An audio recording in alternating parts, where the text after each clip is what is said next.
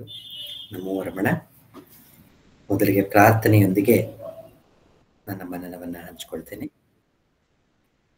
ದಕ್ಷಿಣಾಮೂರ್ತಿ ಸಾರಂಭಾಂ ಶಂಕರಾಚಾರ್ಯ ಮಧ್ಯಮಾಂ ರಮಣಾಚಾರ್ಯ ಪರ್ಯಂತಾಂ ವಂದೇ ಗುರುಪರಂಪರಾಂ ವಂದೇ ಗುರುಪರಂಪರಾಂ ವಂದೇ ಗುರುಪರಂಪರಾಂ. ಶುಕ್ಲಾಂ ಭರಧರಂ ವಿಷ್ಣುಂ ಶಶಿವರ್ಣಂ ಚತುರ್ಭುಜಂ ಪ್ರಸನ್ನವದನಂ ಧ್ಯಾಯೇತ್ ಸರ್ವವಿಘ್ನೋಪಶಾಂತಯೇ.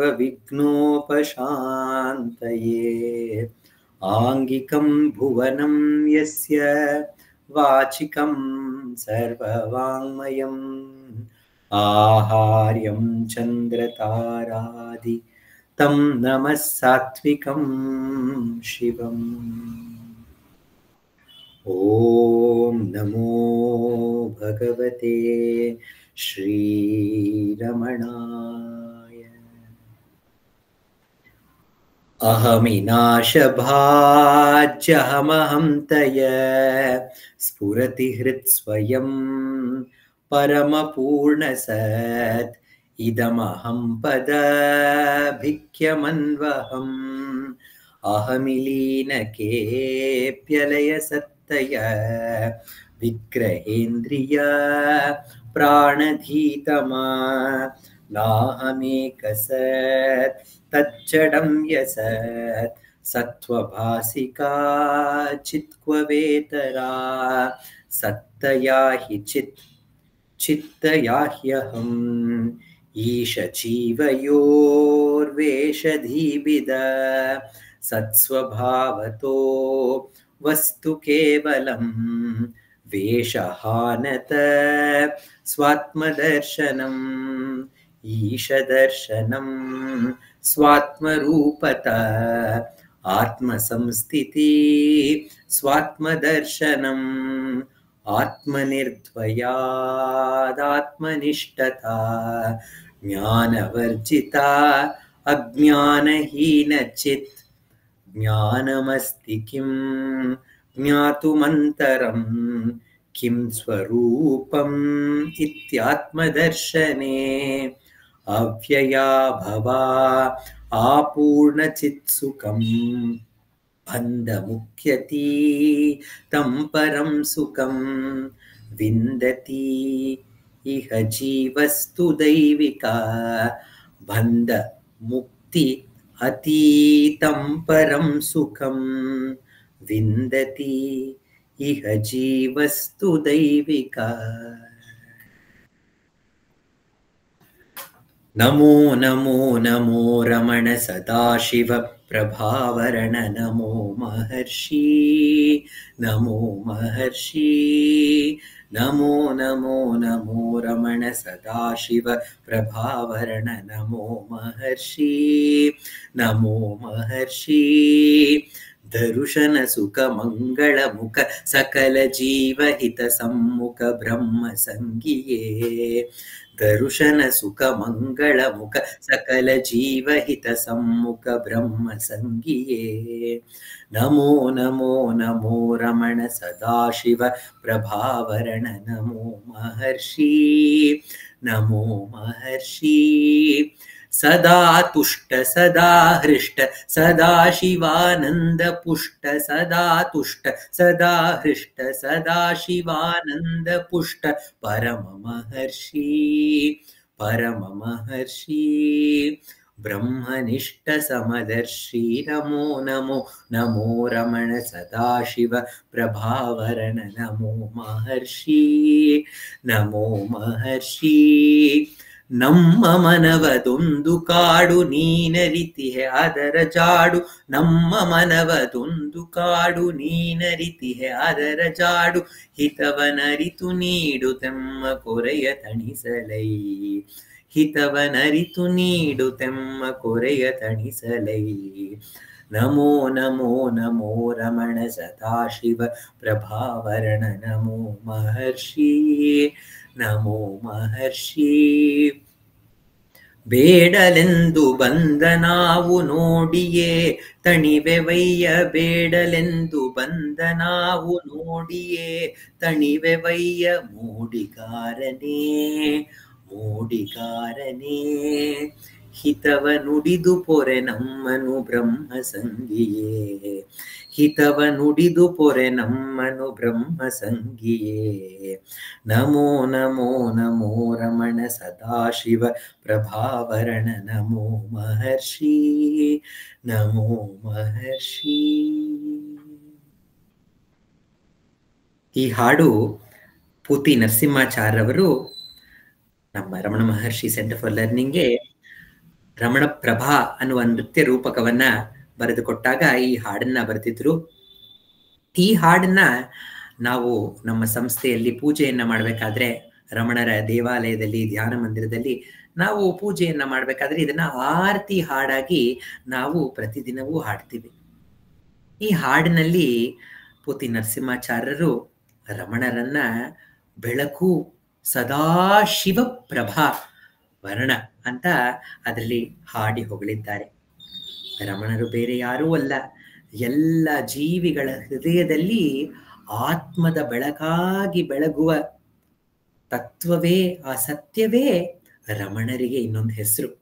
ಆ ಆತ್ಮವೇ ಮೈತಾಳಿ ಗುರುವಿನ ರೂಪದಲ್ಲಿ ಬಂದಾಗ ಅವರಿಗೆ ರಮಣ, ಎಲ್ಲರಿಗೂ ಪ್ರಿಯವಾದ ಆತ್ಮ ಯಾರು ಎಲ್ಲರಿಗಿಂತ ಪ್ರಿಯವೋ ಅವ್ರನ್ನ ರಮಣ ಅಂತ ಕರೀತಾರೆ. ಆ ಎಲ್ಲರಿಗೂ ಪ್ರಿಯವಾದ ಆತ್ಮವೇ ಮೈತಾಳಿ ಬಂದಾಗ ಅವರನ್ನ ಹಿರಿಯರು ರಮಣ ಅಂತ ಕರೆದಿದ್ದಾರೆ. ಆ ರಮಣರನ್ನ ಹೊಗಳ್ತಾ, ರಮಣರಿದ್ದಾರಲ್ಲ ನಮಗೆ ಒಂದು ಮನುಷ್ಯ ರೂಪದಲ್ಲಿ ಗುರುವಾಗಿ ಬಂದಿರೋದ್ರಿಂದ ನಮಗೆ ಅವರನ್ನ ನೋಡುವಂತಹ ಆತ್ಮ ಕಣ್ಣು ಕಾಣಿಸೋದಿಲ್ಲ. ಈ ಭೌತಿಕ ಕಣ್ಣುಗಳಿಗೆ ಕಾಣದಂತಹ ಆತ್ಮ ತತ್ವ ನಾವು ಬರೀ ಭೌತಿಕ ತತ್ವಗಳನ್ನೇ ನೋಡಿ ನೋಡಿ ಅಭ್ಯಾಸ ಮಾಡ್ಕೊಳ್ಳೋದ್ರಿಂದ ನಮಗೆ ಕಾಣೋ ರೀತಿನಲ್ಲಿ ಒಂದು ಸುಂದರವಾದ ರೂಪದಲ್ಲಿ ನಮ್ಮ ಮುಂದೆ ಬಂದಿದ್ದಾರೆ. ದರುಶನ ಸುಖ ಮಂಗಳ ಮುಖ ಸಕಲ ಜೀವ ಹಿತ ಸಮ್ಮುಖ, ಎಲ್ಲ ಜೀವರಾಶಿಗಳಿಗೂ ಹಿತವಾಗಲಿ ಅಂತ ಹೇಳಿ ಆ ರೂಪದಲ್ಲಿ ಬಂದಿದ್ದಾರೆ. ಅವರು ಯಾರು ಅಂತ ಹೇಳಿದ್ರೆ ಆ ಬ್ರಹ್ಮನೊಂದಿಗೆ ಸದಾ ಸಂಘದಲ್ಲಿರೋರು. ಅವರು ಬ್ರಹ್ಮವೇ. To be the self, to know the self is to be the self. ಆತ್ಮವನ್ನ ತಿಳಿಬೇಕು ಅಂತ ಹೇಳಿದ್ರೆ ಆತ್ಮವೇ ಆಗಿರ್ಬೇಕು. ಆದ್ರಿಂದ ರಮಣರು ಆ ಆತ್ಮಸ್ವರೂಪವರಾಗೆ ಇದ್ದು ಆತ್ಮದಲ್ಲೇ ಸದಾ ನೆಲೆಸಿದ್ರು. ಅವರು ಅವ್ರ ಜೀವನದ ನಾವೇನ್ ಕಲ್ತ್ಕೋಬೇಕು ಅಂತ ಹೇಳಿದ್ರೆ, ರಮಣರು ಸದಾ ತುಷ್ಟ. ಅವ್ರಿಗೇನಿತ್ತೋ ಅದರಲ್ಲಿ ಸಂತೋಷವಾಗಿರ್ತಾ ಇದ್ರು. ಅವರು ಅರುಣಾಚಲಕ್ಕೆ 16ನೇ ವಯಸ್ಸಿನಲ್ಲೇ ಬಂದಾಗ ಮೃಷ್ಟಾನ್ನ ಭೋಜನ ತಿನ್ಬೇಕಾದ್ರೆ ಯಾವಾಗ್ಲೂ ನೆನಪಿಸ್ಕೊಳ್ಳೋರಂತೆ, ಅರುಣಾಚಲೇಶ್ವರ ನನಗೆ ಮೊದಲು ಭಿಕ್ಷೆ ಕೊಟ್ಟಿದ್ನಲ್ಲ ಅದೇ ಎಲ್ಲದಕ್ಕಿಂತ ತುಂಬಾ ರುಚಿಯಾಗಿತ್ತು.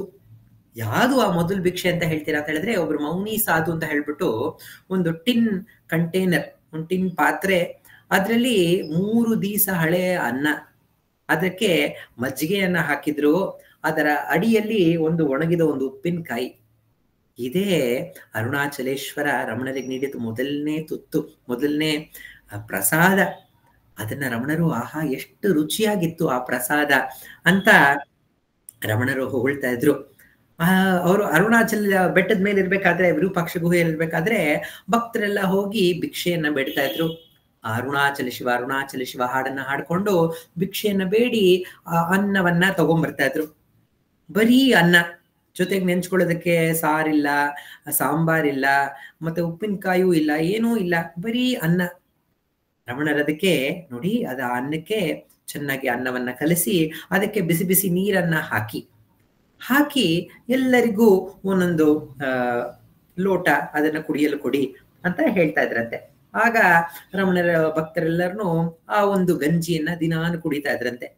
ಅದ್ರಲ್ಲಿದ್ದಂತಹ ಒಬ್ಬ ಪುಟ್ಟ ಹುಡುಗ, ಈಕೆ ಸುಂದರೇಶ್ ಅಯ್ಯರ್ ಅನ್ನೋರು, ಅವ್ರು ಬಂದು, ಭಗವಾನ್ ಇದು ತುಂಬಾ ಸಪ್ಪೆ ಆಗಿದೆ, ನಾವು ಮುಂದಿನ ಸತಿ ಭಿಕ್ಷೆಯನ್ನು ಬಿಡಿದಾಗ ಬರೀ ಅನ್ನವನ್ನ ಕೊಟ್ರೆ ಸ್ವಲ್ಪ ಉಪ್ಪನ್ನ ಕೊಡಿ ಅಂತ ಕೇಳಬಹುದಾ ಅಂತ ಭಗವಾನ್ ರಮಣರು ಕೇಳಿದಾಗ ರಮಣರು ಸ್ವಲ್ಪ ಗಂಭೀರವಾಗಿ ಹೇಳಿದ್ರಂತೆ, ಓಹೋ, ಇವತ್ತು ಉಪ್ಪು ಬೇಕು ಅಂತ ಕೇಳುತ್ತೆ ಮನಸ್ಸು, ತದನಂತರ ಒಂದ್ ಸ್ವಲ್ಪ ಬೇಳೆ ಇದ್ದಿದ್ರೆ ಚೆನ್ನಾಗಿತ್ತು ಅಂತ ಅನ್ಸುತ್ತೆ, ಇನ್ನೊಂದ್ ದಿವಸ ಅದ್ರ ಜೊತೆಲಿ ಒಂದ್ ಸ್ವಲ್ಪ ಬೆಲ್ಲ ಕೊಟ್ಟಿದ್ರೆ ಇನ್ನೂ ಚೆನ್ನಾಗಿರುತ್ತೆ, ಅದ್ರ ಮುಂದಿನ ದಿವಸ ಪಾಯಸನೇ ಕೊಟ್ಟಿದ್ರೆ ಇನ್ನೂ ಚೆನ್ನಾಗಿರುತ್ತೆ ಅಂತ ಈ ಮನಸ್ಸಿನ ಆಸೆಗಳಿಗೆ ಕೊನೆಯೇ ಇಲ್ಲ.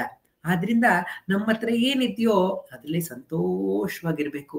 ನಾವು ನಮ್ಮಲ್ಲಿ ಯಾವ ಕೊರತೆಯೂ ಇಲ್ಲ, ನಾವು ಪರಿಪೂರ್ಣರು ಅಂತ ತಿಳಿಸಲು ಬಂದಂತಹ ಭಗವಾನ್ ರಮಣರು ಹೊರಗಿಂದ ಏನೂ ಬೇಡ, ಬಟ್ಟೆ ಬರೆ ಏನನ್ನೂ ಹಾಕೊಂಡಿರಲಿಲ್ಲ, ಬರೀ ಒಂದು ಕೌಪೀನವನ್ನ ಮಾತ್ರ ಧರಿಸಿದಂತಹ ರಮಣರು ಸದಾ ತುಷ್ಟ, ಸದಾ ಆನಂದದ ನೆಲೆಯಲ್ಲಿದ್ರು.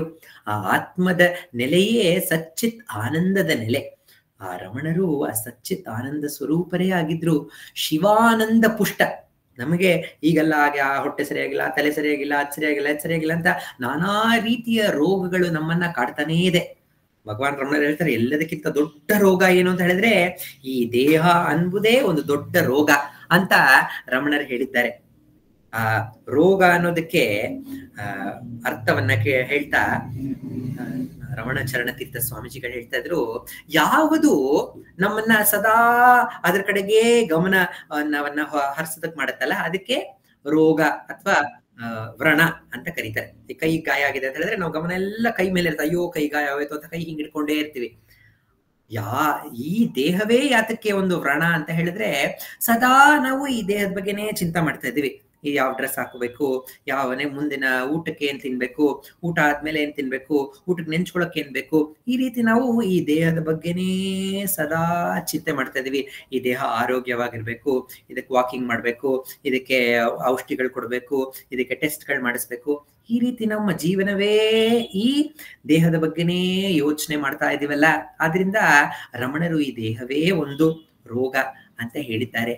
ಆದ್ರೆ ದೇಹಕ್ಕೂ ಮಿಗಿಲಾದ ಒಂದು ಶಕ್ತಿ ಜೊತೆ ಒಂದಾದಿದ್ದ ರಮಣರು ಈ ರೋಗದಿಂದ ಅವರು ಭವರೋಗಕ್ಕೆ ಅವರು ಒಂದು ಚಿಕಿತ್ಸೆಯನ್ನ ಪಡೆದಿದ್ರು. ಆದ್ರಿಂದ ಸದಾ ಶಿವಾನಂದ ಪುಷ್ಟ ಅಂತ ಆ ಹಾಡಿನಲ್ಲಿ ಪೂತಿ ನರಸಿಂಹಾಚಾರ್ಯರು ಹಾಡ್ತಾರೆ, ಓ ಸದಾ ಬ್ರಹ್ಮನಲ್ಲೇ ನಿಷ್ಠನಾದ ರಮಣನೇ ನಿನಗೆ ನಮೋ ನಮೋ ಅಂತ ಹೇಳ್ತಾ, ನಾವ್ಯಾತಕ್ಕೆ ರಮಣರಾಗಿರಕ್ ಸಾಧ್ಯ ಇಲ್ಲ? ರಮಣರು ಸದಾ ಸಂತೋಷವಾಗಿರ್ತಾ ಇದ್ರು, ಸದಾ ತೃಪ್ತರಾಗಿರ್ತಾ ಇದ್ರು, ಸದಾ ಆನಂದದ ನೆಲೆಯಲ್ಲಿರ್ತಾ ಇದ್ರು. ಆನಂದದ ನೆಲೆ ಅಂದ್ರೆ ಎಂತಹ ಆನಂದದ ನೆಲೆ? ಅವರ ದೇಹ ಸಾರ್ಕೋಮಾ ರೋಗದಿಂದ, ಕ್ಯಾನ್ಸರ್ ರೋಗದಿಂದ ಬಳಲ್ತಾ ಇದ್ರು ಅವ್ರ ಮುಖದಲ್ಲಿ ಆ ಒಂದು ನಗು ಮೊಗ ಸದಾ ಬೆಳಗ್ತಾ ಇತ್ತು. ಅದ್ ಹೇಗೆ ಸಾಧ್ಯ? ಭಗವಾನ್ ರಮಣರೇ, ನಿಮಗೆ ನೋವಾಗ್ತಾ ಇಲ್ವಾ ಅಂತ ಭಕ್ತರು ಕೇಳಿದಾಗ, ಆಗ್ತಾ ಇದೆ. 100 ಆನೆಗಳು ಕೈ ಮೇಲೆ ಓಡಾಡಿದ್ರೆ ಹೇಗಾಗುತ್ತಲ್ಲ ಆ ರೀತಿ ಒಂದು ನೋವು ಆಗ್ತಾ ಇದೆ. ಆದ್ರೆ ಅದ್ ಹೇಗೆ ರಮಣರು ಸಂತೋಷವಾಗಿದ್ರು ಅಂತ ಹೇಳಿದ್ರೆ, ಆ ದೇಹವೇ ನಾನು ಎಂಬ ಭಾವನೆಯನ್ನ ಅವರು ಸಂಪೂರ್ಣವಾಗಿ ನಾಶ ಮಾಡಿದ್ರಿಂದ ಅವರು ಆನಂದದ ನೆಲೆಯಲ್ಲಿದ್ರು. ಆದ್ರೆ ನಾವು ಈ ದೇಹವೇ ನಾನು, ಈ ಒಂದು ಸೀಮಿತವಾದ ವ್ಯಕ್ತಿತ್ವವೇ ನಾನು ಅಂತ ನಾವು ಗಟ್ಟಿಯಾಗಿ ಹಿಡ್ಕೊಂಡ್ಬಿಟ್ಟಿದ್ದೇವಲ್ಲ. ಆದ್ರಿಂದ ಈ ದೇಹಕ್ಕೆ ಏನಾದ್ರೂ ಆದ್ರೆ ನನಗೇ ಏನೋ ಆಯ್ತು ಅಂತ ನಾವು ಅನ್ಕೊಳ್ತೀವಿ. ರಮಣರು ಇದರಿಂದ ಸ್ವತಂತ್ರವಾಗಿದ್ದವರು. ಅವರು ಸದಾ ಆನಂದದ ನೆಲೆಯಲ್ಲಿದ್ರು. ಆ ಆನಂದದ ನೆಲೆ ನಾವ್ಯಾತಕ್ಕೆ ಪಡಿತಾ ಇಲ್ಲ ಅಂತ ಹೇಳಿದ್ರೆ, ಯಾವುದೋ ಒಂದು ಶಕ್ತಿ ಈ ಆತ್ಮಕ್ಕೂ ಈ ದೇಹಕ್ಕೂ ನಡುವೆ ಬಂದು ನಿಂತಿದೆ. ಈ ದೇಹ ಇದೆಯಲ್ಲ, ಈ ದೇಹ ಜಡ. ಅದು ನಾನಿದ್ದೀನಿ, ನಾನು ಈ ಕೆಲಸ ಮಾಡ್ತಾ ಇದ್ದೀನಿ, ನಾ ಆ ಕೆಲಸ ಮಾಡ್ತಾ ಇದ್ದೀನಿ ಅಂತ ಏನೂ ಹೇಳೋದಿಲ್ಲ. ಅದು ತನ್ನ ಪಾಡಿಗೆ ಒಂದು ಮೆಷಿನ್ ಇದ್ದ ರೀತಿಯಲ್ಲಿ. ಒಂದು ಮೆಷಿನ್ ಹೇಗೆ ಎಲ್ಲ ಪ್ರೋಗ್ರಾಮ್ ಮಾಡಿ ಹಾಕಿರ್ತಾರೆ, ಒಂದು ಸ್ವಿಚ್ ಆನ್ ಮಾಡಿದ ತಕ್ಷಣ ಅದು ಹೇಗೆ ವಾಷಿಂಗ್ ಮಿಷಿನ್ ಬಟ್ಟೆ ಎಲ್ಲ ಒಗೆಯಕ್ಕೆ ಶುರು ಮಾಡುತ್ತಲ್ಲ, ಆ ರೀತಿ ಅದರ ಕೆಲಸವನ್ನ ಮಾಡ್ತಾ ಇದೆ ಈ ದೇಹ.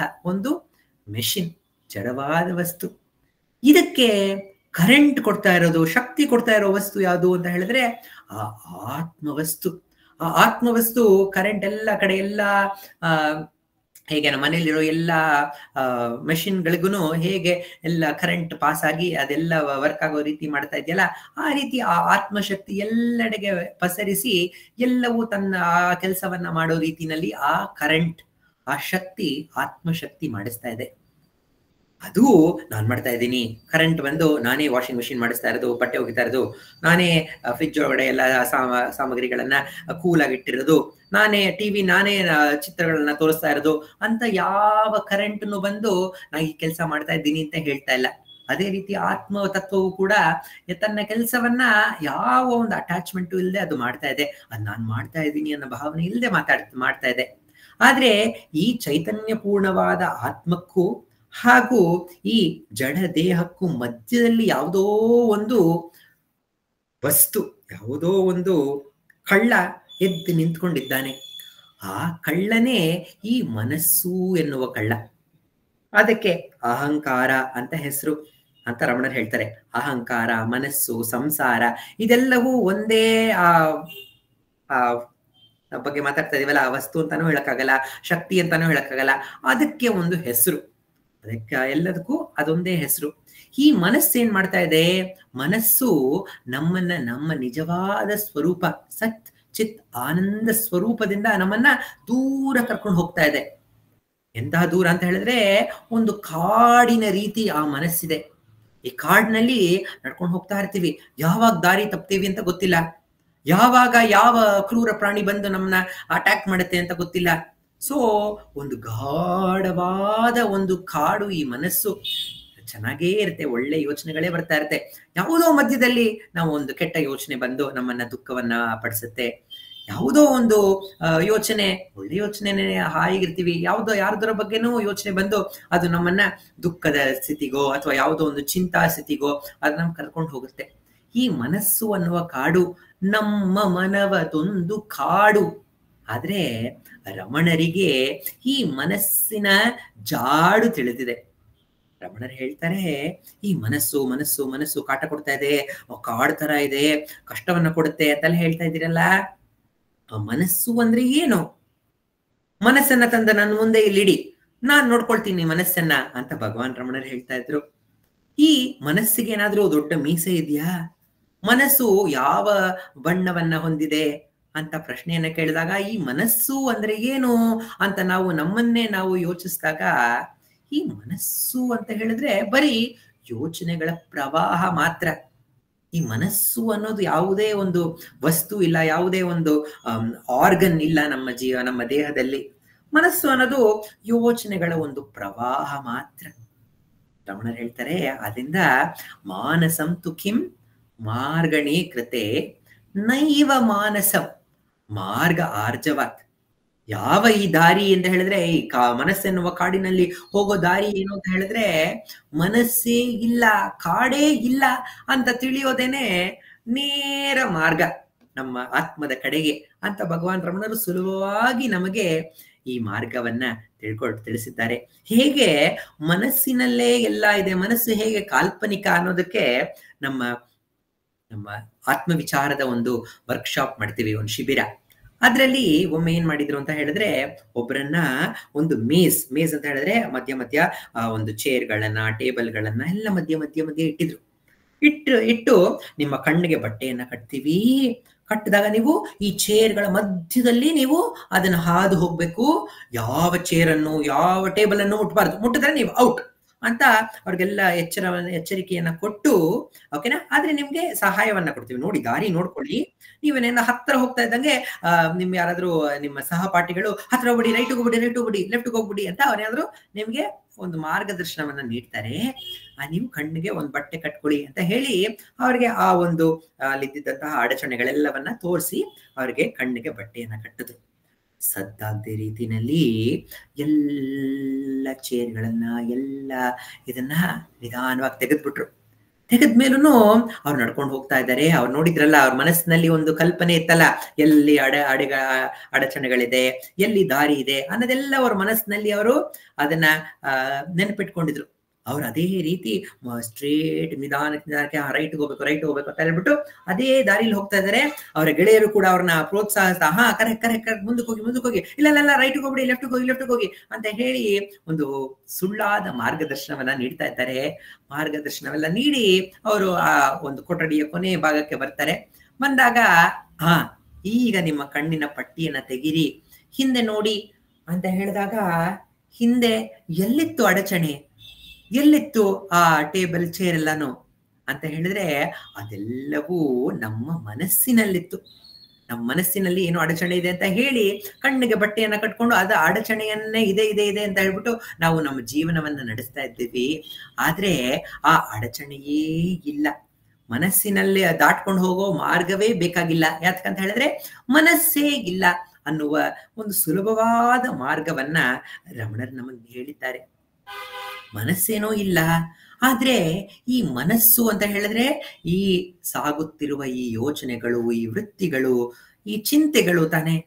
ಈ ಚಿಂತೆಗಳಿಂದ ಹೇಗೆ ನಾವು ಸ್ವಾತಂತ್ರ್ಯವನ್ನ ಪಡಿಬಹುದು ಅಂತ ಹೇಳಿದಾಗ ಭಗವಾನ್ ರಮಣರು ಮುಂದಕ್ಕೆ ಅದನ್ನ ಹೇಳ್ಕೊಂಡು ಹೋಗ್ತಾರೆ. ಅವ್ರು ಹೇಳ್ತಾರೆ, ನೋಡಿ ಈ ಯೋಚನೆಗಳೆಲ್ಲ ಇದೆಯಲ್ಲ, ಈ ಎಲ್ಲ ಯೋಚನೆಗಳಿಗೂ ಒಂದು ಮೂಲವಾದ ಯೋಚನೆ ಇದೆ. ಬೇರೆ ಯೋಚನೆಗಳೆಲ್ಲ ಬಂದು ಬಂದು ಹೋಗುತ್ತೆ. ಯಾವುದೋ ಒಂದು ಯೋಚನೆ, ಯಾವುದೋ ಒಬ್ರು ಬರ್ತಾರೆ, ಅವ್ರು ಬರ್ತಾರೆ ಬರ್ತಾರೆ ಬರ್ತಾರೆ ಬರ್ತಾರೆ ಬರ್ತಾರೆ ಅನ್ನೋ ಒಂದು ಯೋಚನೆ ಇದೆ. ಅವ್ರು ಬಂದ ಮೇಲೆ ಆ ಯೋಚನೆ ಏನಾಯ್ತು, ಆ ಯೋಚನೆ ಹೊರಟೋಯ್ತು. ಅವ್ರಿಗೇನಾದ್ರು ನಾವು ಕಾಫಿ ಟೀ ಕೊಡ್ಬೇಕು, ಕಾಫಿ ಟೀ ಕೊಡ್ಬೇಕು, ಕಾಫಿ ಟೀ ಕೊಡ್ಬೇಕು ಒಂದು ಯೋಚನೆ ಇದೆ. ಅವ್ರು ಬಂದ್ಮೇಲೆ ಕಾಫಿ ಟೀ ಕೊಟ್ಟಾದ್ಮೇಲೆ ಆ ಯೋಚನೆ ಹೊರಟೋಯ್ತು. ನನಗೆ ಏನು ಕೋಪ ಬರ್ತಾ ಇದೆ ಅನ್ನೋ ಒಂದು ಯೋಚನೆ ಬರುತ್ತೆ. ಆ ಕೋಪ ಬೇರೆ ಯಾವುದೋ ಒಂದು ಸನ್ನಿವೇಶ ಬಂತು ಅಂತ ಹೇಳಿದಾಗ ಆ ಕೋಪದ ಯೋಚನೆ ಹೋಗಿ ಬೇರೆ ಯಾವುದೋ ಒಂದು ಯೋಚನೆ ಬರುತ್ತೆ.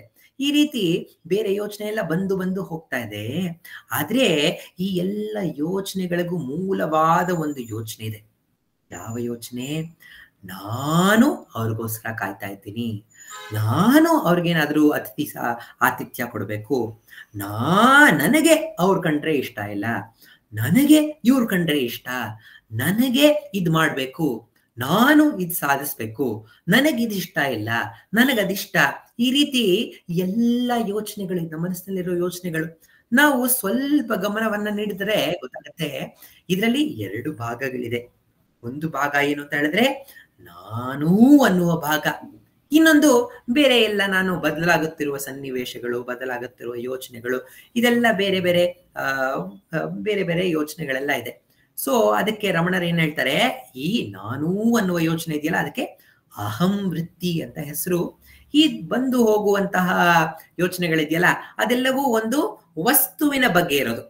ಯಾರಾದ್ರೂ ಮುಂದೆ ಬಂದಿದ್ರೆ ಆ ವಸ್ತುವಿನ ಕಡೆಗೆ ನಮ್ಮ ಗಮನ ಹೋದಾಗ ನಮ್ಮ ಯೋಚನೆ ಅದೊಂದು ಯೋಚನೆ ಆಗುತ್ತೆ. ನಮ್ಮ ಮನಸ್ಸಿನಲ್ಲಿ ಆ ಅಡಚಣೆ ಇದೆ, ಒಂದು ಚೇರ್ ಇದೆ, ಈ ಕಡೆ ಟೇಬಲ್ ಇದೆ, ಚೇರ್ ಇದೆ, ಟೇಬಲ್ ಇದೆ ಅಂತ ಆ ವಸ್ತುವಿನ ಕಡೆಗೆ ನಮ್ಮ ಗಮನ ಹೋದಾಗ ಅದೊಂದು ಯೋಚನೆ ಆಗುತ್ತೆ. ಆ ಚೇರ್ನ ಮುಟ್ಬಾರ್ದು, ಈ ಟೇಬಲ್ ಹೊಡಿಸ್ಕೋಬಾರ್ದು ಅನ್ನೋ ಒಂದು ಯೋಚನೆ ನಮ್ಮ ಮನಸ್ಸಿನಲ್ಲಿ ಬರುತ್ತೆ. ಆದ್ರೆ ಈ ಟೇಬಲ್ ಚೇರ್ ಹಿಂದೆ ನೋಡಿದಾಗ ಟೇಬಲ್ ಚೇರ್ ಏನು ಇಲ್ಲ ಅಂತ ಹೇಳಿದಾಗ ಏನಾಯ್ತು, ಟೇಬಲ್ ಚೇರ್ ಎಲ್ಲ ಮಾಯವಾಯ್ತು. ಆದ್ರೆ ಈ ನಾನು ಅನ್ನೋ ಒಂದು ಯೋಚನೆ ಇದೆಯಲ್ಲ ಅದಕ್ಕೆ ಯಾವ ಅಳಿವೂ ಇಲ್ಲ, ಅದು ಸದಾ ನಮ್ಮಲ್ಲಿ ಬೆಳಗ್ತಾ ಇದೆ. ಭಗವಾನ್ ರಮಣರು ಹೇಳ್ತಾರೆ, ಈ ಬಂದು ಹೋಗೋ ಯೋಚನೆ ಕಡೆ ಎಲ್ಲ ಗಮನ ಕೊಡ್ಬೇಡಿ, ಈ ನಾನು ಯಾರು ಅನ್ನುವ ಒಂದು ಪ್ರಶ್ನೆಯನ್ನ ಕೇಳಿ. ಈ ನಾನು ನಾನು ನಾನು ಅಂತ ಬೆಳಗ್ತಾ ಇದೆಯಲ್ಲ, ಈ ಎಲ್ಲದಕ್ಕೂ ಇಂಪಾರ್ಟೆಂಟ್ ಆಗಿ ಅದು ಬೆಳಗ್ತಾ ಇದೆಯಲ್ಲ, ಆ ಶಕ್ತಿ ಎಲ್ಲಿಂದ ಮೂಡ್ ಬರ್ತಾ ಇದೆ ಅನ್ನೋ ಕಡೆ ಗಮನ ಕೊಡಿ. ಗಮನ ಕೊಟ್ಟಾಗ ಅದು ಆ ನಾನು ಎನ್ನುವ ಭಾವನೆ, ಅದಿನ್ನು ಭಾವನೆ, ಅದು ಒಂದು ಯೋಚನೆ, ನಾನು ಎನ್ನುವ ಯೋಚನೆ. ಈ ನಾನು ಯಾರು ಎನ್ನುವ ಯೋಚನೆ ಏನ್ ಮಾಡುತ್ತೆ, ಆ ನಾನು ಅನ್ನುವ ಭಾವನೆಯನ್ನ ತನ್ನ ಮೂಲವಾದ ಹೃದಯದ ಕಡೆಗೆ ತಿರುಗಿಸುತ್ತೆ. ಯಾವಾಗ ಈ ನಾನು ಎನ್ನುವ ಯೋಚನೆ ಈ ಹೊರಗಿನ ಜಗತ್ತಿನ ಹಿಡಿತವನ್ನ ಅದು ಕಳಚಿಕೊಂಡು ಯಾವಾಗ ಅದು ರೆಡಿಯಾಗಿ ಈಗ ನನಗೆ ಹೊರಗಿನ ಪ್ರಪಂಚವೇ ಬೇಡ ಅಂತ ಹೇಳಿ ಅದೆಲ್ಲ ಒಂದು ಯೋಚನೆಗಳಿಂದ, ಹೊರಗಿನ ವಸ್ತುಗಳಿಂದ ಅದು ಯಾವಾಗ ತನ್ನ ಒಂದು ಕನೆಕ್ಷನ್ ಬಿಡಿಸ್ಕೊಳ್ಳುತ್ತೋ ಆಗ ಅದು ತನ್ನ ಮೂಲವಾದ ಹೃದಯದಲ್ಲಿ ಅಂದ್ರೆ ಆತ್ಮದಲ್ಲಿ ಒಂದಾಗತ್ತೆ. ಅದು ಆ ಜ್ಞಾನಿಗಳ ನೆಲೆ. ಅದನ್ನ ರಮಣರು ನೀವೆಲ್ಲರೂ ಪಡಿಬಹುದು ಅಂತ ನಮಗೆ ಅರ್ಥ ಆಗೋ ರೀತಿನಲ್ಲಿ ಭಗವಾನ್ ರಮಣರು ಬಂದು ನಮಗೆ ಹೇಳ್ತಾ ಇದ್ದಾರೆ. ಆ ಒಂದು ಸ್ಥಿತಿ ಇದೆಯಲ್ಲ, ಆ ಸ್ಥಿತಿ ಹೇಗಿರುತ್ತೆ ಅಂತ ಹೇಳಿದ್ರೆ, ಕಿಂ ಸ್ವರೂಪಂ ಇತ್ಯಾತ್ಮದರ್ಶನೆ ಅವ್ಯಯ ಅಭವ ಆಪೂರ್ಣ ಚಿತ್ಸುಖಂ. ಆ ಒಂದು ಸ್ಥಿತಿ ಇದೆಯಲ್ಲ, ಕಿಂ ಸ್ವರೂಪಂ, ನನ್ನ ನಿಜವಾದ ಸ್ವರೂಪ ಯಾವುದು ಅಂತ ನಾವು ಅಂತರ್ಮುಖವಾಗಿ ಆ ನಾನುವಿನ ಮೂಲಕ್ಕೆ ನಾವು ಹೋದಾಗ ಅವ್ಯಯ, ಖರ್ಚೇ ಆಗದಂತಹ, ಯಾವಾಗ್ಲೂ ಪೂರ್ಣವಾಗಿರುವಂತಹ ಅವ್ಯಯ ಅಭವ. ಯಾವ ಒಂದು ಸಂತೋಷ, ಒಂದು ಐಸ್ ಕ್ರೀಮ್ ತಿಂದಾಗ ಒಂದು 5 ನಿಮಿಷ ಬರುತ್ತೆ ಸಂತೋಷ, ಹೊರಟೋಗುತ್ತೆ. ಆದ್ರೆ ಯಾವ ಸಂತೋಷಕ್ಕೆ ಯಾವ ಕಾರಣವೂ ಇಲ್ಲವೋ, ಯಾವ ಸಂತೋಷಕ್ಕೆ ಹುಟ್ಟು ಇಲ್ಲ ಸಾವೂ ಇಲ್ಲವೋ, ಒಂದು ಶುರು ಇಲ್ಲ ಕೊನೆಯೂ ಇಲ್ಲವೋ, ಆ ಒಂದು ಅಪೂರ್ಣ ಚಿತ್ಸುಖ, ಪರಿಪೂರ್ಣವಾದಂತಹ ಒಂದು ಆನಂದದ ಅನುಭವ ನಮಗಾಗತ್ತೆ. ಅದೇ ನಮ್ಮ ನಿಜ ಸ್ವರೂಪ, ನಮ್ಮೆಲ್ಲರ ಸ್ವರೂಪವೂ ಅದೇ. ಆದ್ರಿಂದಲೇ ಹೇಗೆ ನದಿಯ ಸ್ವರೂಪ ನೀರೋ, ಆ ನೀರು ಎಲ್ಲಿಂದ ಉದಿಸಿತು ಅಂತ ಹೇಳಿದ್ರೆ ಸಮುದ್ರದಿಂದಲೇ ಆ ನೀರೆಲ್ಲ ಆವಿಯಾಗಿ ಅದು ಆಕಾಶಕ್ಕೆ ಮೋಡವಾಗತ್ತೆ. ಮೋಡ ನೆಲದ ಕಡೆಗೆ ಬಂದು ಅದು ಸುರಿದಾಗ ಅದು ಮಳೆ ಆಗತ್ತೆ. ಮಳೆಯ ನೀರು ನಿಧಾನವಾಗಿ ಜರಿಗಳಲ್ಲಿ ಹರಿದು ನದಿಯನ್ನ ಸೇರುತ್ತೆ. ನದಿ ಸತತವಾಗಿ ತನ್ನ ಪಯಣವನ್ನು ನಡೆಸ್ತಾ ಇದೆ. ಎಲ್ಲಿ ನಡೆಸ್ತಾ ಇದೆ? ತನ್ನ ಮೂಲವಾದ ಸಮುದ್ರವನ್ನ ಸೇರಲು ತನ್ನ ಪಯಣವನ್ನ ನಡೆಸ್ತಾ ಇದೆ. ನಾವು ಎಲ್ಲರೂ ಆ ಸಚ್ಚಿತ್ ಆನಂದ ಸ್ವರೂಪರೇ. ಆದ್ರಿಂದ ನಾವು ಏನೋ ಎದ್ದು, ಆ ಸ್ವರೂಪದಿಂದ ನಾವೆದ್ದು ಈ ದೇಹವೇ ನಾನು, ಈ ವ್ಯಕ್ತಿತ್ವವೇ ನಾನು, ಈ ಮನಸ್ಸೇ ನಾನು, ಈ ಬುದ್ಧಿಯೇ ನಾನು ಅನ್ನೋ ಒಂದು ಸಂಕುಚಿತ ಮನೋಭಾವದಿಂದ ನಮ್ಮ ಜೀವನವನ್ನು ನಡೆಸ್ತಾ ಇದ್ದೀವಿ. ಆದ್ರೆ ನಾವು ಏನನ್ನೋ ಹುಡ್ಕೊಂಡು ಹೋಗ್ತಾ ಇದ್ದೀವಿ. ಏನನ್ನು ಹುಡ್ಕೊಂಡು ಹೋಗ್ತಾ ಇದೀವಿ ಅಂತ ಹೇಳಿದ್ರೆ ಒಂದು ಪರಿಪೂರ್ಣತೆಯನ್ನ ಪಡೆಯಲು ನಾವು ಹೊರಟಿದ್ದೇವೆ. ಆದ್ರೆ ರಮಣರು ಹೇಳ್ತಾರೆ, ನಾವ್ ಯಾವಾಗ ನಮ್ಮ ಆತ್ಮವನ್ನ ನಾವು ಕಣ್ಣು ಹಿಡ್ಕೊಳ್ತೀವಲ್ಲ, ಆಗ ನಮಗ್ ಗೊತ್ತಾಗತ್ತೆ ಏನೂ ನಾವು ಬೇಡ್ಬೇಕಾಗಿಲ್ಲ, ಯಾವುದನ್ನೂ ನಾವು ಹುಡ್ಕೊಂಡು ಹೋಗ್ಬೇಕಾಗಿಲ್ಲ. ಆಗಲೇ ನಾವು ಪರಿಪೂರ್ಣರು ಅನ್ನುವ ಸತ್ಯ ನಮಗ್ ತಿಳಿಯುತ್ತೆ. ಈ ವಿಷಯವನ್ನ ಪೂತಿ ನರಸಿಂಹಾಚಾರ್ಯರು ಬೇಡಲೆಂದು ಬಂದ ನಾವು ನೋಡಿಯೇ ತಣಿವೆವಯ್ಯ ಮೂಡಿಗಾರನೇ ಮೂಡಿಗಾರನೇ ಹಿತವ ನುಡಿದು ಪೊರೆ ನಮ್ಮನು ಬ್ರಹ್ಮ ಸಂಗಿಯೇ. ನಮೋ ನಮೋ ನಮೋ ರಮಣ ಸದಾಶಿವ ಪ್ರಭಾವರಣ ನಮೋ ಮಹರ್ಷಿ ನಮೋ ಮಹರ್ಷಿ. ನಾವು ಇದ್ಬೇಕು ಅದ್ಬೇಕು ಇದ್ಬೇಕು ಅದ್ಬೇಕು ಅಂತ ಕೇಳಿದಾಗ ರಮಣರು ನಮ್ಮನ್ನ ಆತ್ಮದ ಕಡೆಗೆ ತಿರುಗಿಸ್ತಾರೆ. ಆತ್ಮದ ಕಡೆಗೆ ತಿರುಗಿದಾಗ ನೋಡಿಯೇ ತಣಿವೆವಯ್ಯ, ಯಾವ ಆಸೆಯೂ ಇಲ್ಲ, ನಾವಾಗಲೇ ಪರಿಪೂರ್ಣರು ಅನ್ನುವ ಒಂದು ಒಂದು ಸತ್ಯ ನಮ್ಮಲ್ಲಿ ಹೊಳೆಯುತ್ತೆ. ಆಗ ನಮ್ಗನ್ಸುತ್ತೆ, ಓಹೋ, ಈ ರಮಣರಿದ್ದಾರಲ್ಲ ಮೋಡಿಗಾರ. ನಾವು ಅದು ಬೇಕು ಇದು ಬೇಕು ಅಂತ ನಾವೇನಾದ್ರೂ ಕೇಳಿದಾಗ ನಮಗೆ ಈ ಆಸೆಯನ್ನ ಪೂರೈಸೋದ್ರಿಂದ ಯಾವ ಸುಖವೂ ಬರೋದಿಲ್ಲ. ನಾವೇನಾದ್ರೂ ಕೇಳಿದ್ರೆ ಅಪ್ಪ ಅಮ್ಮಗೆ ಇದ್ ಬೇಕು ಅದ್ ಬೇಕು ಅಂತ ಹೇಳಿದ್ರೆ ನಾವ್ ಏನೇ ತೆಕ್ಕೊಡ್ಲಿ ಅಪ್ಪ ಅಮ್ಮ ಇನ್ನೂ ಬೇಕು ಅಂತಾನೆ ನಮ್ಮ ಮನಸ್ಸು ಹೋಗುತ್ತೆ ಹೊರತು ಅದರಿಂದ ಪರಿಪೂರ್ಣತೆಯನ್ನ ನಾವು ಯಾವತ್ತೂ ಪಡೆಯಕ್ ಸಾಧ್ಯ ಇಲ್ಲ. ಆದ್ರೆ ರಮಣರು ಏನ್ ಮಾಡ್ತಾರೆ, ಎಲ್ಲ ಆಸೆಗಳು ಅಂದ್ರೆ ಯೋಚನೆಗಳೇನೆ, ಈ ಎಲ್ಲ ಯೋಚನೆಗಳಿಗೆ ಮೂಲವಾದಂತಹ ಆತ್ಮ ಇದೆಯಲ್ಲ, ಅದರ ಕಡೆಗೆ ಗಮನವನ್ನ ಹರಿಸೋ ರೀತಿ ಮಾಡಿ ಆ ಆತ್ಮದಲ್ಲೇ ನಮ್ಮನ್ನ ಒಂದಾಗಿ ಮಾಡಿ ನಮ್ಮನ್ನ ಪರಿಪೂರ್ಣರಾಗಿ ಮಾಡ್ತಾರೆ. ಇದನ್ನ ತಿಳಿಸಲು ಹಿತವಾಗಿ ನಮಗೆ ನುಡಿಯಲು ರಮಣರು ತಾವೇ ಅನೇಕ ಕೃತಿಗಳನ್ನ ಬರೆದಿದ್ದಾರೆ. ಅವರ ಕೃತಿಗಳ ಮನನವನ್ನ ಮಾಡ್ತಾ ಇರ್ಬೇಕಾದ್ರೆ ಒಂದು ಹೊಸ ಒಂದು ತಿಳಿವನ್ನ, ಒಂದು ಹೊಸ ಒಂದು ಕ್ಲಾರಿಟಿಯನ್ನ ಭಗವಾನ್ ರಮಣರು ಎಲ್ಲಾ ಸಾಧಕರಿಗೂ ನೀಡ್ತಾ ಬರ್ತಾ ಇದ್ದಾರೆ. ಆ ಒಂದು ಮನನವನ್ನ ಮಾಡುವ ಒಂದು ಸುಸಂದರ್ಭ ರಮಣರು ನಮ್ಗೆ ಒದಗಿಸಿ ನೀಡಿದ್ದಾರೆ. ಇಂದಿನ ಟಾಪಿಕ್ ಏನಂತ ಹೇಳಿದ್ರೆ, ಸ್ವಾತಂತ್ರ್ಯ ಇಲ್ಲೇ ಈಗಲೇ. ನಮ್ಗೆಲ್ಲರಿಗೂ ಸ್ವಾತಂತ್ರ್ಯ ಬೇಕು ತಾನೆ. ಸ್ವಾತಂತ್ರ್ಯ ಅಂದ್ರೆ ಏನು? ಆ ಆತ್ಮಕ್ಕೆ ಇನ್ನೊಂದು ಹೆಸರೇ ಸ್ವಾತಂತ್ರ್ಯ. ನಾವೆಲ್ಲರೂ ಸ್ವತಂತ್ರವಾಗಿರಲು ಇಚ್ಛಿಸ್ತೇವೆ ನಾವು. ಆದ್ರೆ ಯಾವ್ದ್ರಿಂದ ನಾವೆಲ್ಲ ಬದ್ಧವಾಗಿದ್ದೀವಿ ಅಂತ ಹೇಳಿದ್ರೆ, ಈ ದೇಹವೇ ನಾನು, ಈ ಮನಸ್ಸೇ ನಾನು ಅಥವಾ ಬುದ್ಧಿಯೇ ನಾನು ಅನ್ನೋ ಒಂದು ಸಂಕುಚಿತ ವ್ಯಕ್ತಿತ್ವಕ್ಕೆ ನಾವೆಲ್ಲ ಬದ್ಧರಾಗಿದ್ದೇವೆ. ಆದ್ರೆ ರಮಣರು ಹೇಳ್ತಾ ಇದ್ದಾರೆ, ನಿಮ್ಮ ನಿಜ ಸ್ವರೂಪ ಈ ಬದ್ಧವಾದ ಸ್ಥಿತಿ ಅಲ್ಲ. ನೀವೆಲ್ಲರೂ ಸರ್ವ ಸ್ವತಂತ್ರರು. ಆ ಆತ್ಮಕ್ಕೆ ಇನ್ನೊಂದಿಲ್ಲ, ಆತ್ಮ ಒಂದೇ ಎಲ್ಲ ಕಡೆ ಇರೋದು. ಆದ್ರಿಂದ ಆತ್ಮಕ್ಕೆ ಬಂಧನ ಮಾಡೋದಕ್ಕೆ ಬೇರೆ ಯಾವ ವಸ್ತುನೂ ಇಲ್ಲ. ಈಗ ನಾವಿರ್ತೀವಿ, ನಾವು ಒಂದು ದಾರದಲ್ಲಿ ಕಟ್ಕೊಂಡಾಗ ನಾವು ಬದ್ಧವಾಗಿದ್ದೀವಿ ಅಂತ ಅರ್ಥ.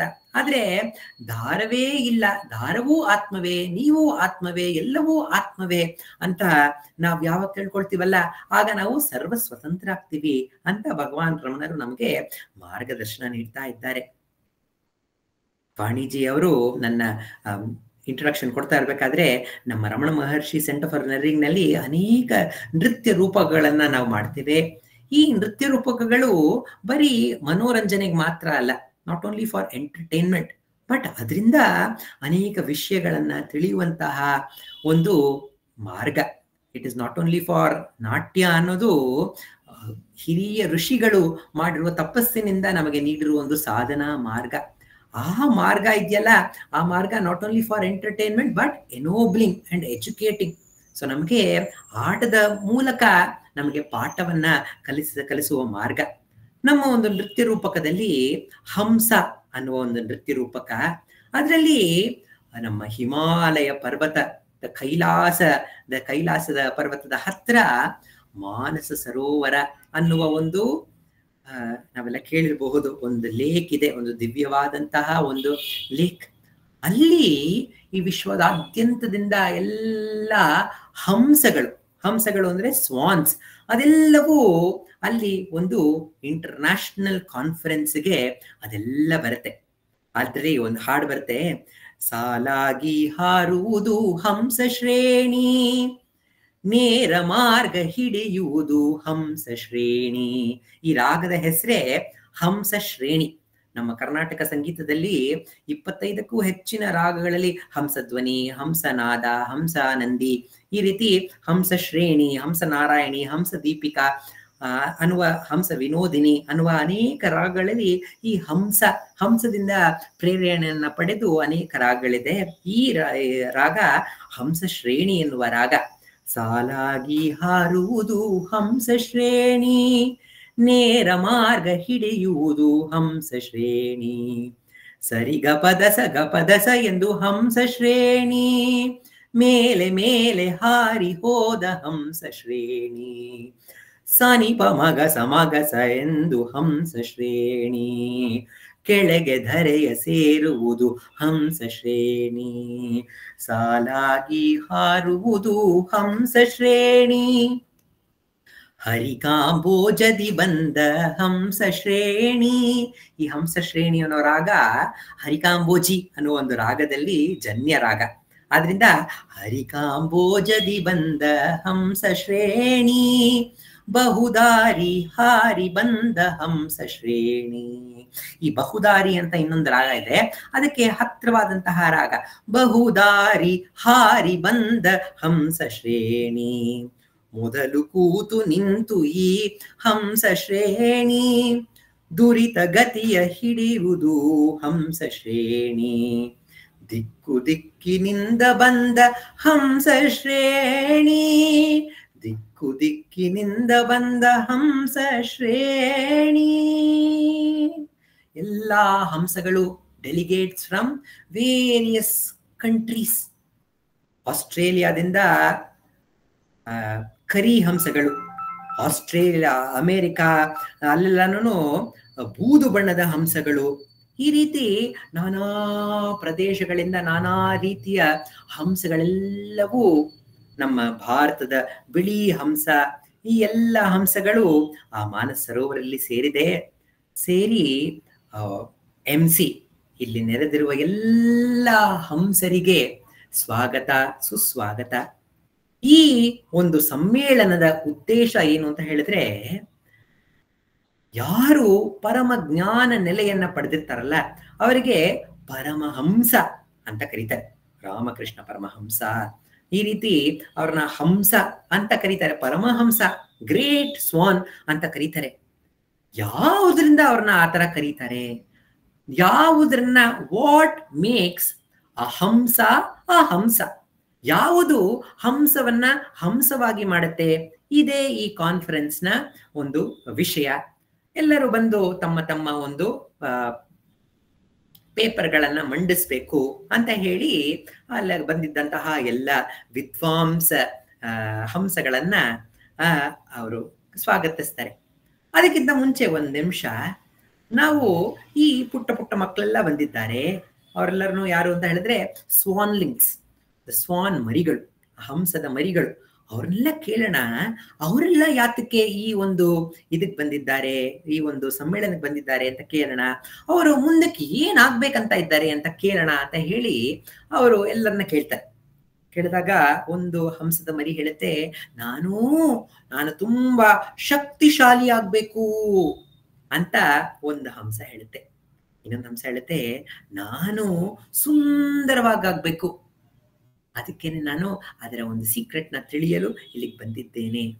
ಇನ್ನೊಂದು ಹೇಳುತ್ತೆ, ನಾನು ಎಲ್ಲರಿಗೂ ಪ್ರೀತಿಯನ್ನ ಹಂಚ್ಬೇಕು, ಎಲ್ಲರೂ ನನ್ನನ್ನ ಪ್ರೀತಿಸ್ಬೇಕು, ಅದಕ್ಕೇನೆ ಅದನ್ನ ತಿಳ್ಕೊಳ್ಳಲು ನಾನು ಇಲ್ಲಿಗೆ ಬಂದಿದ್ದೇನೆ ಅಂತ ಒಂದು ಹೇಳುತ್ತೆ. ಇನ್ನೊಂದು ಹೇಳುತ್ತೆ, ನಾನು ತುಂಬಾ ಸ್ಕಾಲರ್ ಆಗ್ಬೇಕು, ನಾನು ಸಂಗೀತದಲ್ಲಿ ನೃತ್ಯದಲ್ಲಿ ನಾನು ಒಂದು ಹಿರಿಯ ಸ್ಥಾನವನ್ನ ಪಡಿಬೇಕು, ಅದಕ್ಕೇನೆ ನಾನು ಇಲ್ಲಿಗೆ ಬಂದಿದ್ದೇನೆ ಅಂತ ಒಂದು ಹೇಳುತ್ತೆ. ಇನ್ನೊಂದು ಹೇಳುತ್ತೆ, ಇಲ್ಲ, ನಾನು ಎಲ್ಲರೂ ಹೇಳ್ತಾರಲ್ಲ ಪರಮಹಂಸ ನೆಲೆ, ಆ ಪರಮಹಂಸ ಆಗ್ಬೇಕು ನಾನು, ಆದ್ರಿಂದ ನಾನು ಇಲ್ಲಿಗೆ ಬಂದಿದ್ದೇನೆ ಅಂತ ಎಲ್ಲ ಚಿಕ್ಕ ಚಿಕ್ಕ ಮರಿಗಳೆಲ್ಲವೂ ತಮ್ಮ ತಮ್ಮ ಅಭಿಪ್ರಾಯಗಳನ್ನ ಹೇಳುತ್ತೆ. ಆದ್ರೆ ಆ MC ನಡೀತಾ ಇದ್ದಂತಹ ಎಲ್ಲ ಮಂಡನೆಗಳನ್ನ ಕೇಳ್ತಾ ಕೇಳ್ತಾ ಹೇಳ್ತಾನೆ, ಯಾತಕ್ಕೆ ಎಲ್ಲ ಹಂಸಗಳು ನಾ ಇದು ಆಗ್ಬೇಕು, ನಾ ಅದಾಗ್ಬೇಕು, ನಾನು ಸ್ಟ್ರಾಂಗ್ ಆಗ್ಬೇಕು, ನಾನು ಸುಂದರವಾಗಿರ್ಬೇಕು, ನಾನು ಅದನ್ನ ಕಲಿಬೇಕು, ನಾನು ಸಂಗೀತದಲ್ಲಿ ಒಂದು ಹಿರಿಮೆಯನ್ನ ಪಡಿಬೇಕು, ನಾನು ಎಲ್ಲರನ್ನ ಪ್ರೀತಿಸ್ಬೇಕು ಅಂತ ಈ ಸ್ವಾನ್ಲಿಂಗ್ಸ್ ಎಲ್ಲ ಹೇಳ್ತಾ ಇದೆಯಲ್ಲ, ಈ ಚಿಕ್ಕ ಮರಿಗಳೆಲ್ಲ ಹೇಳ್ತಾ ಇದೆಯಲ್ಲ. ಆದ್ರೆ ನಮ್ಮ ಹಂಸಗಳಿದೆಯಲ್ಲ, ಹಂಸಗಳ ಆಗಲೇ ತುಂಬಾ ಬಲಶಾಲಿಯಾದ ಪ್ರಾಣಿಗಳು. ಹಂಸಗಳಿದೆಯಲ್ಲ, ಅದು 5 ಅಡಿ ಉದ್ದ ಇರುವಂತಹ ಹಂಸಗಳು. ಹಂಸಗಳ ರೆಕ್ಕೆಗಳು ಎಷ್ಟು ಉದ್ದಕ್ಕಿರುತ್ತೆ ಅಂತ ಹೇಳಿದ್ರೆ 6 ಅಡಿ ಅಷ್ಟು ಉದ್ದ ಅದರ ರೆಕ್ಕೆಗಳಿರುತ್ತೆ. ಅದು ಎಷ್ಟು ಬಲಶಾಲಿ ಅಂತ ಹೇಳಿದ್ರೆ, ಅದು ಬರೀ ತಣ್ಣನೆಯ ಒಂದು ವಾತಾವರಣದಲ್ಲಿ ಮಾತ್ರ ಅದಿರುತ್ತೆ. ನಮ್ಮ ಭಾರತದಲ್ಲಿ ಬೇಸಿಗೆ ಶುರು ಆದಾಗ ಆ ಎಲ್ಲ ಮಾನಸ ಸರೋವರದಲ್ಲಿ ಇದ್ದಂತಹ ಎಲ್ಲ ಹಂಸಗಳೆಲ್ಲವೂ ಕೂಡ ಆಸ್ಟ್ರೇಲಿಯಾದ ತಣ್ಣಗಿರೋ ಜಾಗದಲ್ಲಿ, ಅಂದ್ರೆ ದಕ್ಷಿಣ ಹೆಮಿಸ್ಫಿಯರ್ ಇದೆಯಲ್ಲ, ಅದಕ್ಕೆ ಅದೆಲ್ಲ ವಲಸೆ ಹೋಗುತ್ತೆ. ವಲಸೆ ಹೋಗ್ಬೇಕಾದ್ರೆ ದೊಡ್ಡದಾದಂತಹ ಸಮುದ್ರವನ್ನ ದಾಟ್ಬೇಕು. ಸಮುದ್ರವನ್ನ ಯಾವುದೇ ಒಂದು ಸುಸ್ತಿಲ್ದೆ ಅವರು ದಿನ 3 ತಿಂಗಳು 4 ತಿಂಗಳು ಅವರು ಟ್ರಾವೆಲ್ ಮಾಡಿ ಅವರು ಹಾರ್ಕೊಂಡು ಹೋಗಿ ಅವರು ನೇರ ಮಾರ್ಗದಲ್ಲಿ ಆ ಒಂದು ಸ್ಥಳವನ್ನ ತಲುಪ್ತಾರೆ. ಆ ರೀತಿ ಅವರು ಆಗಲೇ ಬಲಶಾಲಿಗಳು. ಈ ಒಂದು ಮಗು ಹೇಳ್ತಾ ಇದೆಯಲ್ಲ, ನಾನು ಬಲಶಾಲಿ ಆಗ್ಬೇಕಂತ, ಅದು ಆಗಲೇ ಅದು ಬಲಶಾಲಿ, ಅದು ಬೇರೆ ಏನಾಗ್ಬೇಕಾಗಿಲ್ಲ ಅಂತ ಅವನು ಹೇಳ್ತಾನೆ. ಇನ್ನೊಂದು ಹೇಳ್ತು, ನಾನು ಸುಂದರವಾಗಬೇಕು. ಹಂಸಕ್ಕೆ ಹೋಲಿಕೆಯೇ ಎಲ್ಲರಿಗೂ, ಯಾರಾದ್ರೂ ತುಂಬಾ ಸುಂದರವಾಗಿದ್ದಾರೆ ಅಂತ ಹೇಳಿದ್ರೆ, ತುಂಬಾ ಸುಂದರವಾಗಿ ನಡೀತಾ ಇದ್ದಾರೆ ಅಂತ ಹೇಳಿದ್ರೆ, ಆಹಾ ಹಂಸ ಗತಿ ಅವರಿಗೆ ಅಂತ ಹೇಳ್ತಾರೆ. ಆ ಸೀತಾದೇವಿ ಮತ್ತೆ ಬುದ್ಧನು ನಡಿಬೇಕಾದ್ರೂ ಕೂಡ ಬುದ್ಧ ನಿಧಾನವಾಗಿ ಶಾಂತ ಮನೋಭಾವದಿಂದ ಅವನು ಚಲಿಸ್ತಾ ಇದ್ದಿದ್ದನ್ನು ನೋಡಿ ಇವರೆಲ್ಲರೂ ಹಂಸ ಗತಿಯನ್ನ ಪಡೆದವರು ಅಂತ ಅವರು ಸೌಂದರ್ಯಕ್ಕೆ ಒಂದು ಉಪಮೇಯವೇ ಹಂಸ.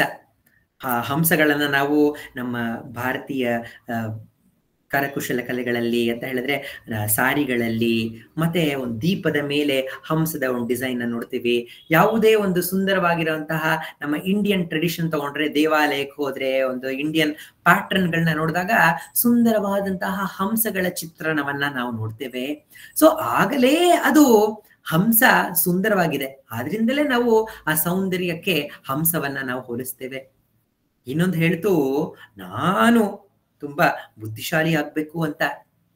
ಹಂಸ ಇದೆಯಲ್ಲ, ಹಂಸವೇ ಆ ಒಂದು ವಿದ್ಯೆಗೆ ಅದು ಪ್ರತೀಕ.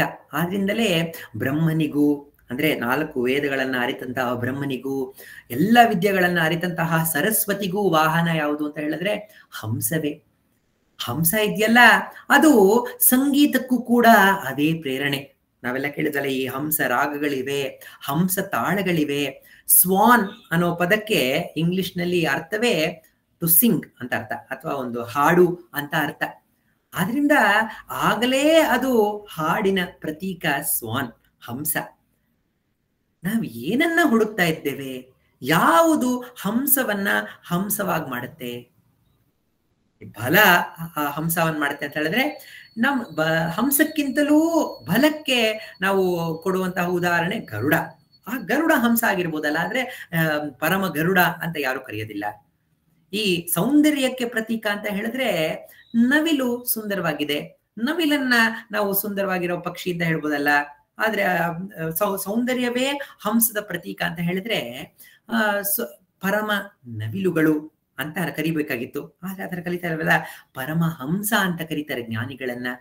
ಯಾವುದು ಆ ಹಂಸವನ್ನ ಹಂಸವಾಗಿ ಮಾಡ್ತಾ ಇದೆ? ಈ ಓದು ಬರಹ ಇಲ್ಲ.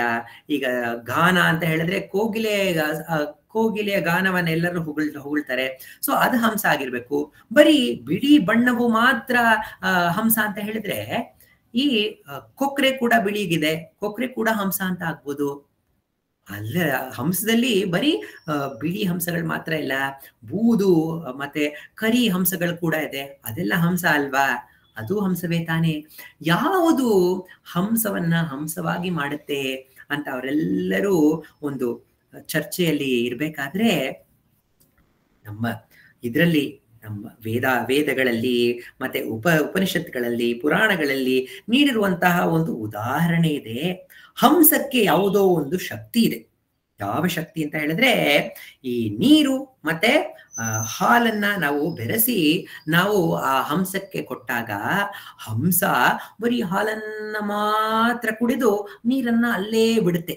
ಈ ಒಂದು ಶಕ್ತಿ ಹಂಸಕ್ಕಿವೆ ಅಂತ ಒಂದು ಅರಿತಂತಹ ಎಲ್ಲ ಪುರಾಣ ಶಾಸ್ತ್ರಗಳನ್ನ ಅರಿತಂತಹ ಒಂದು ಹಂಸ ಅವ್ರಿಗೆಲ್ಲ ಹೇಳುತ್ತೆ.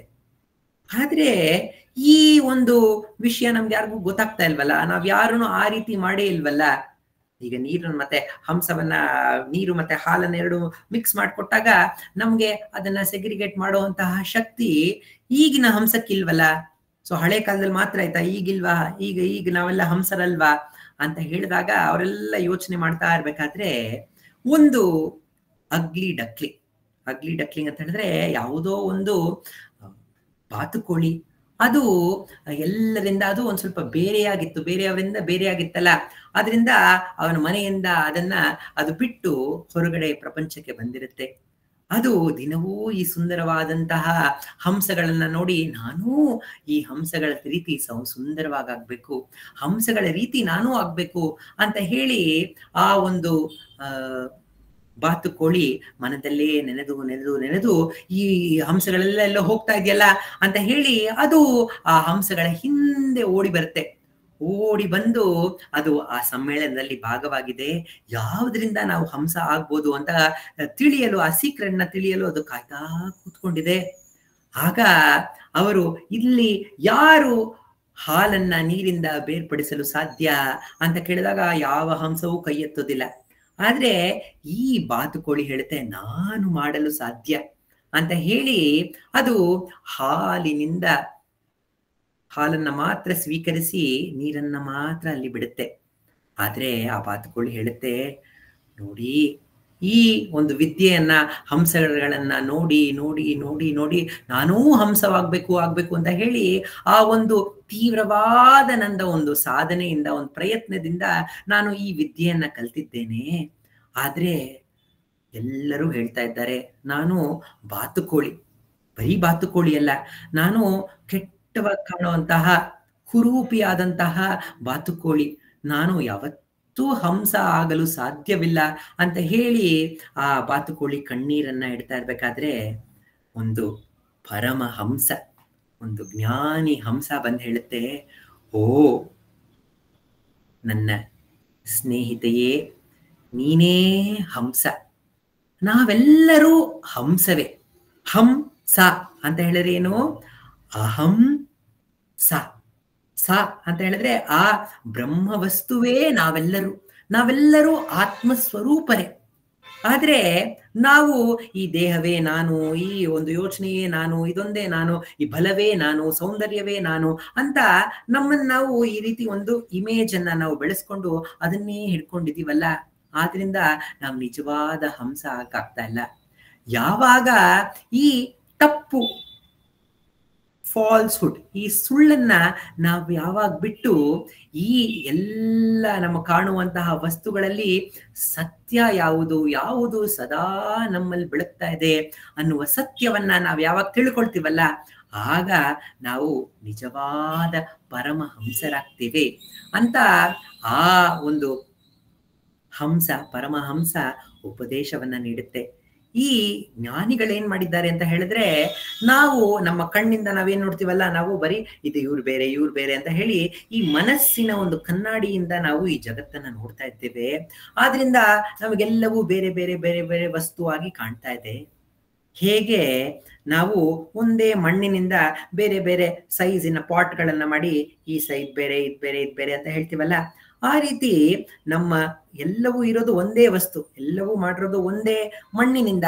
ಆದ್ರೆ ನಮ್ಮ ಮನಸ್ಸು ಹೇಗೆ, ಇದು ಚಿಕ್ಕ ಪಾಟ್, ಇದು ದೊಡ್ಡ ಪಾಟು, ಇದು ಗಣೇಶನ ಮೂರ್ತಿ, ಇದು ಕೃಷ್ಣನ ಮೂರ್ತಿ ಅಂತ ಹೇಳಿ ಹೇಗೆ ನಮ್ಮ ಮನಸ್ಸು ಅದೇ ವಸ್ತು ಇರುವಂತಹ ವಿಷಯದಲ್ಲಿ ಬೇರೆ ಬೇರೆಯಾಗಿ ಕಾಣ್ತಾ ಇದೆಯಲ್ಲ, ಆ ರೀತಿ ನಾವು ಎಲ್ಲವೂ ಬೇರೆ, ಅದರ ಹೊರಗಿನ ಆಕೃತಿಯನ್ನ ಮಾತ್ರ ನಾವು ನೋಡಿ ಮರಳಾಗ್ತಾ ಇದ್ದೇವೆ. ಆದ್ರೆ ಜ್ಞಾನಿಗಳೇನ್ ಮಾಡ್ತಾ ಇದ್ದಾರೆ ಅಂತ ಹೇಳಿದ್ರೆ, ಅದ್ರ ಒಳಗಡೆ ಇರುವ ಸತ್ವ ಏನು ಅಂತ ತಿಳ್ಕೊಂಡಿದ್ದಾರೆ.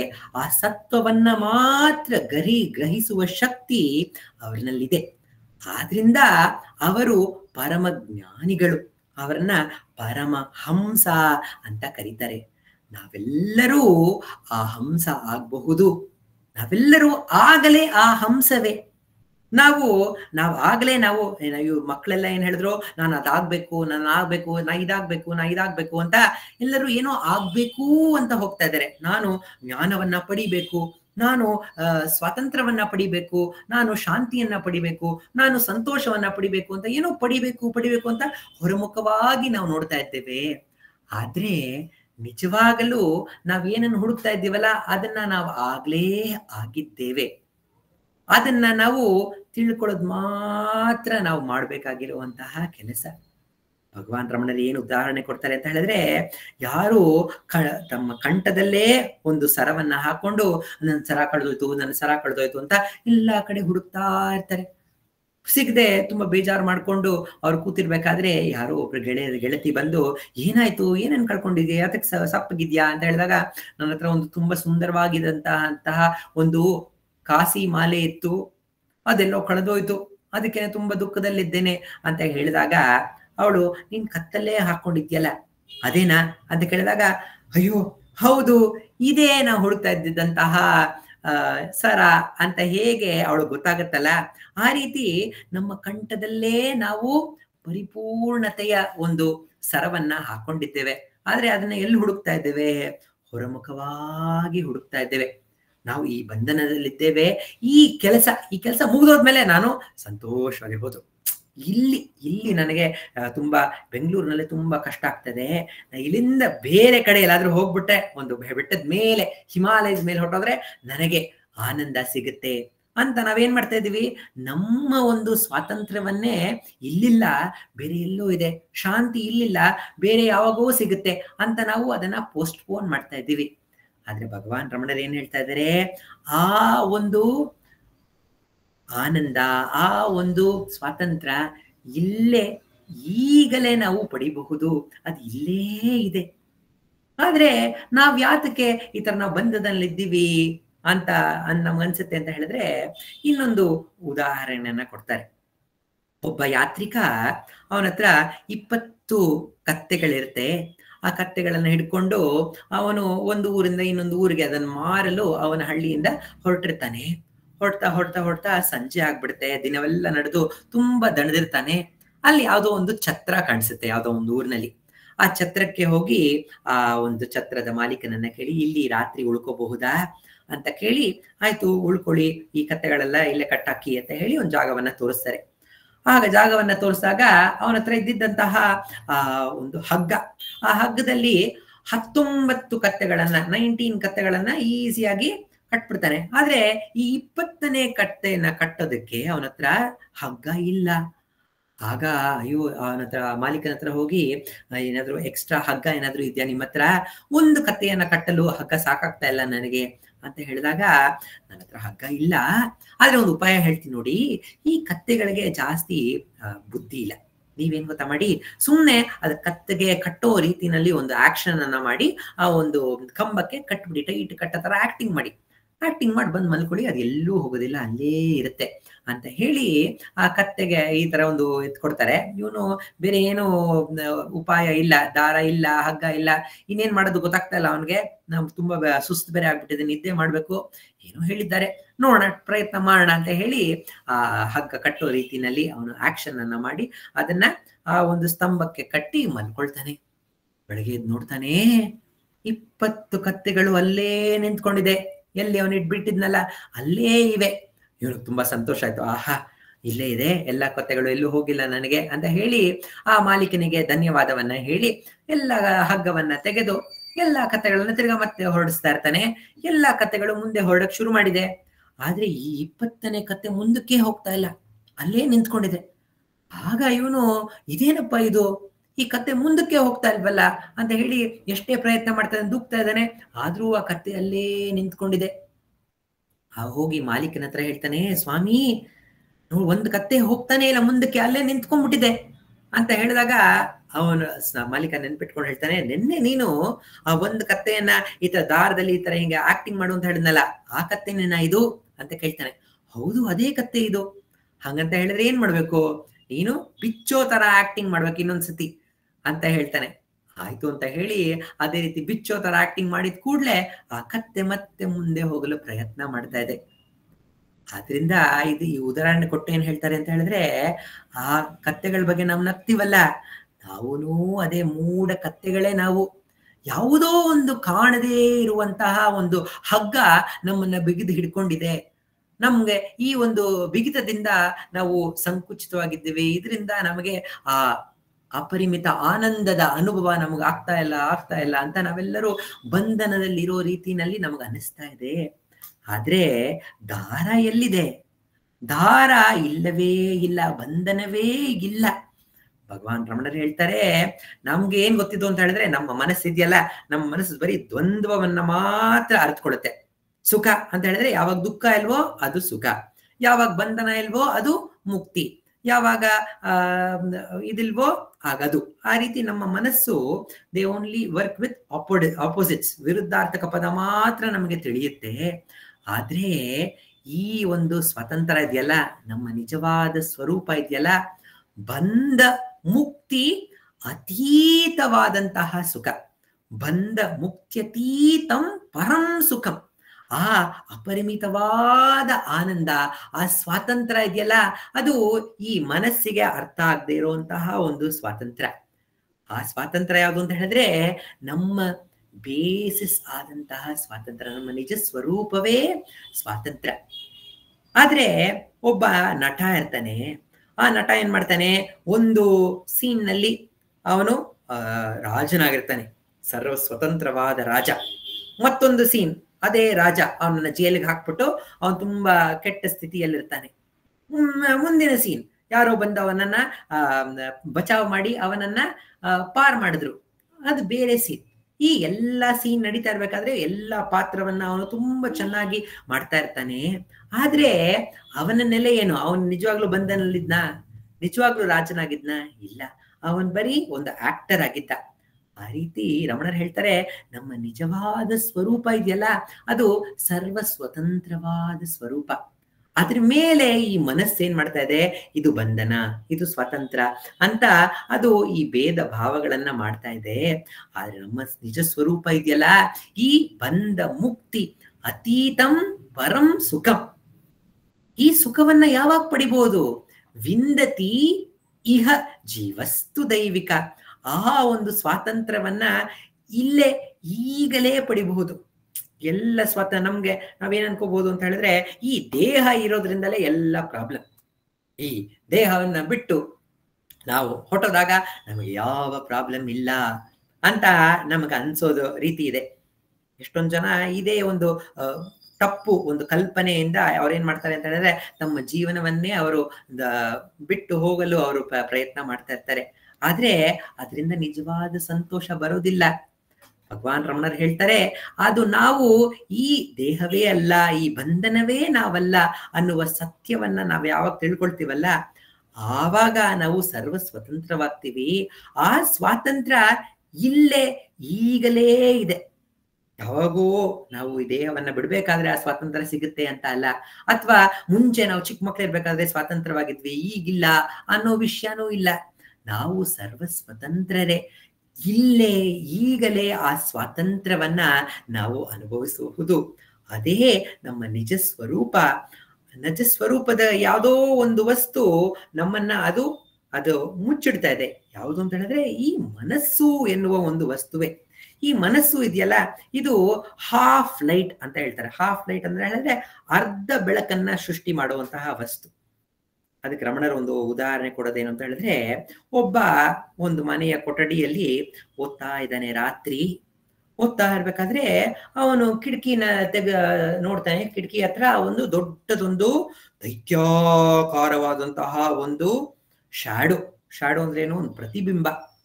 ಆ ನೆರಳತ್ರ ಒಂದು ಬಿಳಿಗಿರೋ ಒಂದು ವಸ್ತ್ರ, ಅದು ಆ ಗಾಳಿಗೆ ಅದು ಹಾರಾಡ್ತಾ ಇದೆ.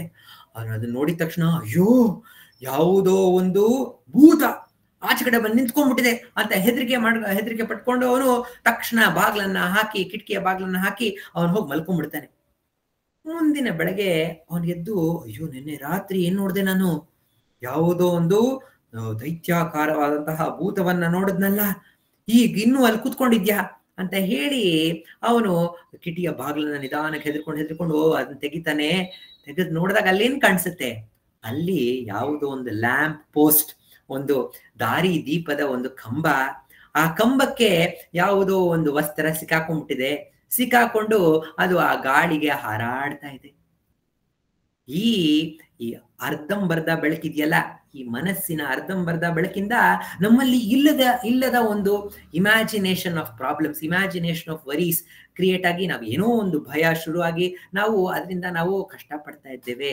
ಭಗವಾನ್ ರಮಣರು ಹೇಳ್ತಾರೆ, ಈ ಮನಸ್ಸಿನ ಬೆಳಕಿನಿಂದ ನೋಡ್ಬೇಡಿ. ಈ ಮನಸ್ಸಿನ ಬೆಳಕಿನ ನೋಡಿದಾಗ ಎಲ್ಲವೂ ಅದು ಹಗ್ಗ ಹಾವಿನ ರೀತಿ ಕಾಣಿಸುತ್ತೆ.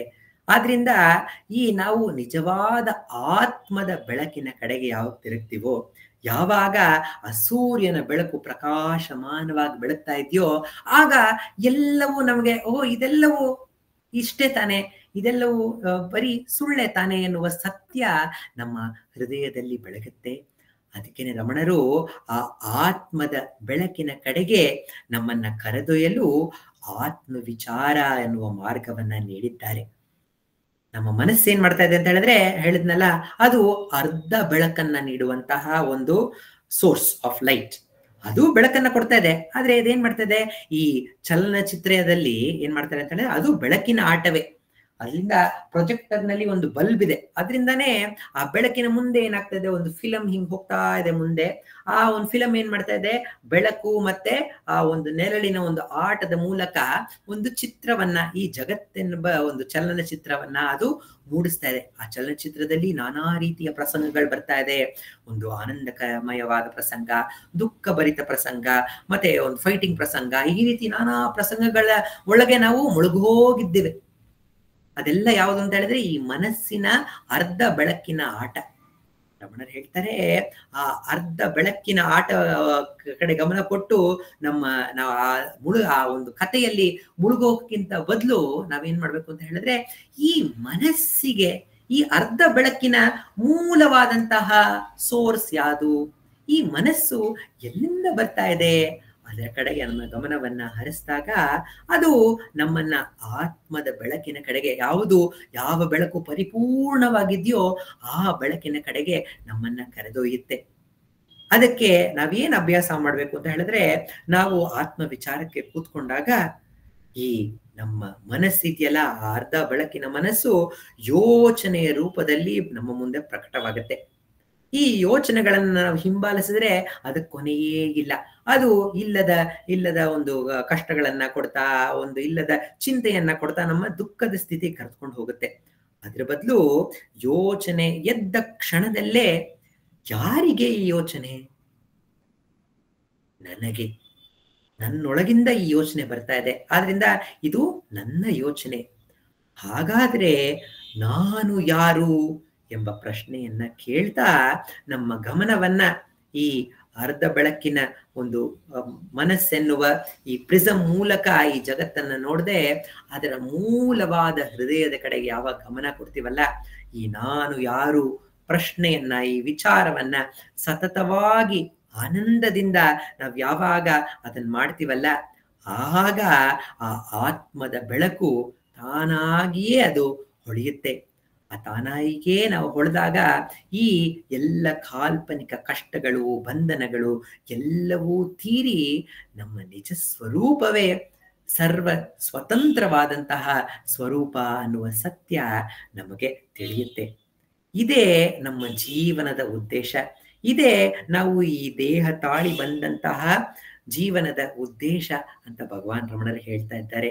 ನಾವು ಯಾರಿಗೆ ಶಾಶ್ವತವಾದ ಆನಂದ ಬೇಕೋ, ಯಾರಿಗೆ ಯಾವ ಒಂದು ಕಲ್ಮಶವಿಲ್ಲದಂತಹ ಪರಿಪೂರ್ಣ ಆನಂದ ಯಾರಿಗ್ ಬೇಕೋ, ಯಾರಿಗ್ ಬೇಡ, ಎಲ್ಲರಿಗೂ ಅದೇ ತಾನೇ ಬೇಕು. ಈಗ ಒಂದು ದಿನದಲ್ಲಿ 24 ಗಂಟೆಗಳಲ್ಲಿ 23 ಗಂಟೆ ನೀವು ಸಂತೋಷವಾಗಿರ್ತೀರಾ, 1 ಗಂಟೆ ನೀವು ದುಃಖದಲ್ಲಿರ್ತೀರಾ ಅಂತ ಹೇಳಿದ್ರೆ ಯಾರಾದ್ರೂ ಒಪ್ಕೊಳ್ತಾರ? ಇಲ್ಲ. ನಾನು 24 ಗಂಟೆ 7 ದಿನ ವಾರದಲ್ಲಿ 365 ದಿನವೂ ಕೂಡ ನಾನು ಆನಂದದಿಂದ ಇರಬೇಕು ಅನ್ನೋದೇ ಎಲ್ಲರ ಒಂದು ಆಸೆ. ಭಗವಾನ್ ರಮಣರು ಹೇಳ್ತಾರೆ, ಯಾತಕ್ಕೆ ಈ ಆಸೆ ನಮಗಿದೆ ಅಂತ ಹೇಳಿದ್ರೆ ನಮ್ಮ ನಿಜ ಸ್ವರೂಪವೇ ಅದು. ಆದ್ರಿಂದ ನಾವೆಲ್ಲರೂ ಅದನ್ನೇ ನಾವು ಹುಡುಕ್ತಾ ಇದ್ದೇವೆ. ಆದ್ರೆ ಅದನ್ನ ಹೊರಮುಖವಾಗಿ ಹುಡುಕ್ಬೇಕಾಗಿಲ್ಲ, ಅದೇ ನಮ್ಮ ನಿಜ ಸ್ವರೂಪ ಅಂತ ಮತ್ತೆ ಮತ್ತೆ ರಮಣರು ನಮ್ಮನ್ನ ಆತ್ಮದ ಕಡೆಗೆ ತಿರುಗಿಸಿ ನಮ್ಮ ನಿಜ ಸ್ವರೂಪವಾದ ಆನಂದವನ್ನ, ಒಂದು ಸ್ವಾತಂತ್ರ್ಯವನ್ನ ಅನುಭವಿಸಿ ಅಂತ ಮಾರ್ಗದರ್ಶನ ನೀಡ್ತಾ ಇದ್ದಾರೆ. ಕಲಾರಾಣಿ ರಂಗಸ್ವಾಮಿಯರವರು ಒಂದು ಸುಂದರವಾದಂತಹ ಕಥೆಯನ್ನ ಹೇಳಿದ್ರು. ಒಬ್ಬ ಚಿಕ್ಕ ಹುಡುಗ, ಅವನು ಒಂದು ರಾಜ್ಯದ ಒಂದು ಜಾಗದಲ್ಲಿ ಭಿಕ್ಷೆಯನ್ನ ಬೇಡ್ಕೊಂಡು ಅವನು ತನ್ನ ಜೀವನ ತುಂಬಾ ಕಷ್ಟದಿಂದ, ಅವನು ಆ ಬಂಧನದ ಜೀವನ, ಯಾವುದೇ ಊಟ ಇಲ್ಲ, ತಿಂಡಿ ಇಲ್ಲ, ಬಟ್ಟೆ ಇಲ್ಲ, ಬರೆ ಇಲ್ಲ, ಮತ್ತೆ ಉಳ್ಕೊಳ್ಳಲು ಒಂದು ಮನೆ ಇಲ್ಲ, ತುಂಬಾ ಕಷ್ಟವಾದ ಜೀವನವನ್ನ ನಡೆಸ್ತಾ ಇರ್ತಾನೆ. ಅವನು ಬೆಳೀತಾ ಬೆಳೀತಾ ಬೆಳೀತಾ ಬೆಳೀತಾ ಆ ರಾಜ್ಯದ ರಾಜ ತೀರಿ ಹೋಗ್ತಾನೆ. ತೀರಿ ಹೋದಾಗ ಆ ರಾಜ್ಯದ ಮಂತ್ರಿ ಈ ಹುಡುಗನನ್ನ ಹುಡ್ಕೊಂಡ್ ಬರ್ತಾನೆ. ಹುಡ್ಕೊಂಡ್ಬಂದು, ಓ ಹುಡುಗ, ನೀನು ಸಾಮಾನ್ಯ ಹುಡುಗ ಅಲ್ಲ, ನೀನು ರಾಜ್ಕುಮಾರ. ನಿನ್ನನ್ನ ನಾನು ಆ ವೈರಿ ಪಡೆಗಳಿಂದ ನಿನ್ನನ್ನ ಕಾಪಾಡಲು ಏನ್ ಮಾಡಿದೆ ಅಂತ ಹೇಳಿದ್ರೆ, ನಿನ್ನ ಈ ಒಂದು ಸ್ಥಳದಲ್ಲಿ ಬಿಟ್ಬಿಟ್ಟು ಹೊಟ್ಟೋಗಿದ್ದೆ. ಆದ್ರೆ ನಾನು ದಿನಾನು ಬಂದು ನಿನ್ನ ಏನ್ ಮಾಡ್ತಾ ಇದೀಯ, ನೀ ಯಾವ ಸ್ಥಿತಿಯಲ್ಲಿದ್ಯಾ ಅಂತ ನಾ ಎಲ್ಲವನ್ನ ನೋಡ್ತಾ ಇದ್ದೆ.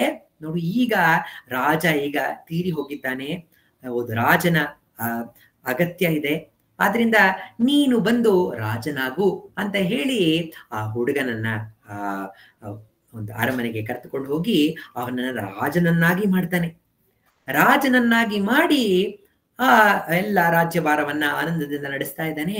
ಒಮ್ಮೆ ಆ ರಾಜನಿಗೆ ಒಂದು ಆಸೆ ಬರುತ್ತೆ, ನಾನು ಬಾಲ್ಯದಲ್ಲಿ ಒಬ್ಬ ಭಿಕ್ಷುಕನಾಗಿದ್ದೆ, ಮತ್ತೆ ಹೋಗಿ ನಾನು ಆ ಭಿಕ್ಷುಕ ಇರ್ಬೇಕಾದ್ರೆ ಹೇಗೆ ಆ ಅನುಭವ ಹೇಗಿತ್ತಲ್ಲ, ಮತ್ತೆ ಅದರ ಅನುಭವ ಮಾಡ್ಬೇಕು ಅಂತ ಇದ್ದೀನಿ ಅಂತ ಹೇಳಿ ಆ ಮಂತ್ರಿಗಳೆಲ್ಲ ಹೇಳಿ ಮತ್ತೆ ಆ ಜಾಗಕ್ಕೆ ಹೋಗ್ತೀನಿ ನಾನು ಅಂತ ಹೇಳಿ ಅವನ ವೇಷಭೂಷೆಗಳೆಲ್ಲ ಬದಲಾಯಿಸ್ಕೊಂಡು, ಮುಖಕ್ಕೆ ಮಸಿಯನ್ನ ಬಳಿದುಕೊಂಡು, ಮತ್ತೆ ಕೈಯೆಲ್ಲ ಧೂಳೆಲ್ಲ ಮಾಡ್ಕೊಂಡು, ಹಳೆಯ ಬಟ್ಟೆಯನ್ನ ಹಾಕೊಂಡು, ಕೈಯಲ್ಲಿ ಒಂದು ಬಟ್ಲನ್ನ ಹಿಡ್ಕೊಂಡು ಮತ್ತೆ ಭಿಕ್ಷೆಯನ್ನ ಬೇಡಲು ಹೋಗ್ತಾನೆ.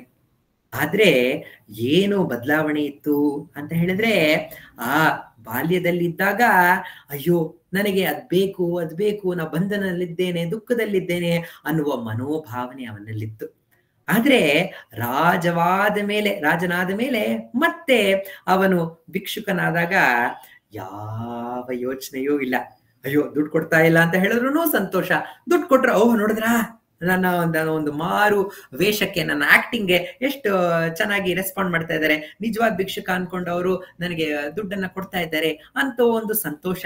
ಒಂದು ದುಃಖವೂ ಇಲ್ಲ, ಸಂತೋಷವೂ ಇಲ್ಲ. ಆ ಒಂದು ಪಾತ್ರದಲ್ಲಿ ಅವನು ಹೇಗೆ ಆನಂದದಿಂದ ಆ ಪಾತ್ರವನ್ನ ಅವನು ಅನುಭವಿಸ್ತಾ, ಅದೇ ರೀತಿ ಜ್ಞಾನಿಗಳು ಈ ಒಂದು ಬಂಧನದಿಂದ ಮುಕ್ತವಾಗಿ ಆ ಒಂದು ಮುಕ್ತಿ ಸ್ಥಿತಿಯನ್ನ ಅವರು ಆಗ್ಲೇ ಪಡೆದಿದ್ದಾರೆ. ಜೀವಸ್ತು ದೈವಿಕ ಅಂತ ಹೇಳಿದ್ರೆ ಅವರು ಈಗಲೇ ಅವರು ಜೀವಂತವಾಗಿರ್ಬೇಕಾದ್ರೇನೆ ಆ ಒಂದು ಅನುಭವವನ್ನ, ಆ ಒಂದು ಸಾಕ್ಷಾತ್ಕಾರವನ್ನ ಅವರು ಪಡೆದಿದ್ದಾರೆ. ಪಡೆದ ಮೇಲೆ ಅವರು ನಮ್ಮಲ್ಲಿ ಬಂದು ಸಾಮಾನ್ಯ ರೀತಿಯಲ್ಲಿ ಮಾತಾಡಿಕೊಂಡು ನಮಗೆ ಉಪದೇಶವನ್ನ ನೀಡಿಕೊಂಡು, ಭಗವಾನ್ ರಮಣರು ಅಡುಗೆ ಮನೆಯಲ್ಲಿ ಸಹಾಯವನ್ನ ಮಾಡ್ತಾ, ಬಂದವ್ರಿಗೆ ಉತ್ತರವನ್ನ ಹೇಳ್ತಾ, ಯಾರಾದ್ರೂ ಬಂದು ಕಷ್ಟಗಳನ್ನ ಹೇಳ್ಕೊಟ್ರೋ ಕಷ್ಟಗಳನ್ನ ಕೇಳ್ತಾ, ಅವ್ರಿಗೆ ಪರಿಹಾರವನ್ನ ನೀಡ್ತಾ, ಮತ್ತೆ ಬುಕ್ಸ್ ನಲ್ಲಿ ಏನೋ ತಪ್ಪಿದೆ ಅಂತ ಹೇಳಿದ್ರೆ ತಪ್ಪನ್ನ ತಿದ್ದುತ್ತಾ, ಪ್ರೂಫ್ ರೀಡಿಂಗ್ ಮಾಡ್ತಾ, ಈ ರೀತಿ ಸಾಮಾನ್ಯವಾಗಿ ಭಗವಾನ್ ರಮಣರು ತಮ್ಮ ಜೀವನವನ್ನ ನಡೆಸ್ತಾ ಇದ್ರು. ಯಾರಾದ್ರೂ ನೋಡಿದಾಗ ಇದೇನಿದು, ಇವರು ಭಗವಾನ್ ರಮಣರು ಜ್ಞಾನಿಗಳು ಅಂತೆಲ್ಲ ಹೇಳ್ತಾ ಇದ್ದಾರಲ್ಲ, ನೋಡಕ್ಕೆ ಸಾಮಾನ್ಯವಾಗಿದ್ದಾರಲ್ಲ ಅಂತ ಯಾರಿಗೆ ಅನ್ಸಿರಬಹುದು. ಆದ್ರೆ ಭಗವಾನ್ ರಮಣರು ಸದಾ ಆತ್ಮದ ನೆಲೆಯಲ್ಲಿ, ಆ ಸರ್ವ ಸ್ವತಂತ್ರವಾದಂತಹ ನೆಲೆಯಲ್ಲಿ ಸದಾ ಅವರು ನೆಲೆಸಿದ್ರು. ಆದ್ರಿಂದ ಅವರು ಎಲ್ಲಾ ಪಾತ್ರವನ್ನ ತುಂಬಾ ಚೆನ್ನಾಗಿ, ಅವರು ಅಡುಗೆ ಮಾಡೋದನ್ನು ಅಷ್ಟು ಚೆನ್ನಾಗಿ ಮಾಡ್ತಾ ಇದ್ರು. ಅವರು ಧ್ಯಾನದಲ್ಲಿ ಸುಮ್ಮನೆ ಕೂತ್ಕೊಂಡಿದ್ರು, ಅಷ್ಟು ಸುಂದರವಾಗಿರ್ತಾ ಇತ್ತು. ಆದ್ರಿಂದ ಅವರು ಎಲ್ಲದರಲ್ಲೂ ಪರಿಪೂರ್ಣತೆಯನ್ನ ನಾವು ಕಾಣಬಹುದಾಗಿತ್ತು. ಇದೆಲ್ಲ ಯಾದ್ರಿಂದ ಅಂತ ಹೇಳಿದ್ರೆ ಅವರ ನಿಜ ಸ್ವರೂಪವಾದ ಆ ಸರ್ವ ಸ್ವತಂತ್ರದಲ್ಲಿ ಅವರು ಸದಾ ನೆಲೆಸಿದ್ರು. ಭಗವಾನ್ ರಮಣರು ಅದೇ ನಿಮ್ಮ ನೆಲೆಯೂ ಕೂಡ. ಈಗಲೇ ಎಲ್ಲಿದಿರೋ ಅಲ್ಲೇ ಆ ಆತ್ಮದ ಕಡೆಗೆ ತಿರುಗಿ, ಈ ಕ್ಷಣವೇ ತಿರುಗಿ, ಈ ಕ್ಷಣವೇ ನೀವು ತಿರುಗಿ ಆ ಆತ್ಮದಲ್ಲಿ ನೆಲೆ ನಿಂತಾಗ ನೀವು ಸರ್ವ ಸ್ವತಂತ್ರರು ಅನ್ನುವ ಒಂದು ಸಾಕ್ಷಾತ್ಕಾರವನ್ನ ಪಡಿತೀರಾ, ನೀವು ಆ ಆನಂದದ ನೆಲೆಯನ್ನ ಪಡಿತೀರಾ ಅಂತ ಭಗವಾನ್ ರಮಣರು ನಮಗೆ ಮಾರ್ಗದರ್ಶನವನ್ನ ನೀಡ್ತಾ ಇದ್ದಾರೆ. ಮುರುಗನಾರ್ ಸ್ವಾಮಿರವರು ಒಂದು ನಾಯಕ ನಾಯಕಿ ಭಾವದಲ್ಲಿ, ಒಬ್ಳು ನಾಯಿಕಾ ರಮಣರನ್ನ ಬೇಡ್ತಾ, ಓ ರಮಣ, ನನ್ನ ಬಿಟ್ಟು ನೀ ದೂರ ಹೊಟ್ಟೋಗಿದ್ಯಲ್ಲ, ಕನಸಿನಲ್ಲಿ ನಿನ್ನ ಸವಿಯನ್ನ ನಾನು ಸವಿದೆ, ಆದ್ರೆ ಈಗ ಕಣ್ಣು ತೆರೆದಾಗ ನೀನ್ ಕಾಣ್ತಾ ಇಲ್ಲ. ಓ ದುಂಬಿಗಳೇ, ನನ್ನ ರಮಣರನ್ನ ಕರೆತನ್ನಿ, ಅವನಲ್ಲಿ ನಾನು ಒಂದಾಗಲನ್ನು ಬಯಸ್ತಾ ಇದ್ದೇನೆ ಅಂತ ಆ ನಾಯಿಕ ಆ ದುಂಬಿಗಳಿಗೆ ಹೇಳಿದಾಗ ದುಂಬಿಗಳೆಲ್ಲ ಒಂದು ಉತ್ತರವನ್ನ ನೀಡುತ್ತೆ. ಆನಂದದ ನೆಲೆಯಿಂದ ವಂಚಿತಳಾದೆ, ವ್ಯತೆಯಲ್ಲಿ ಸಂದೇಶ ಕಳಿಸುವೆ ಪ್ರಿಯೇ.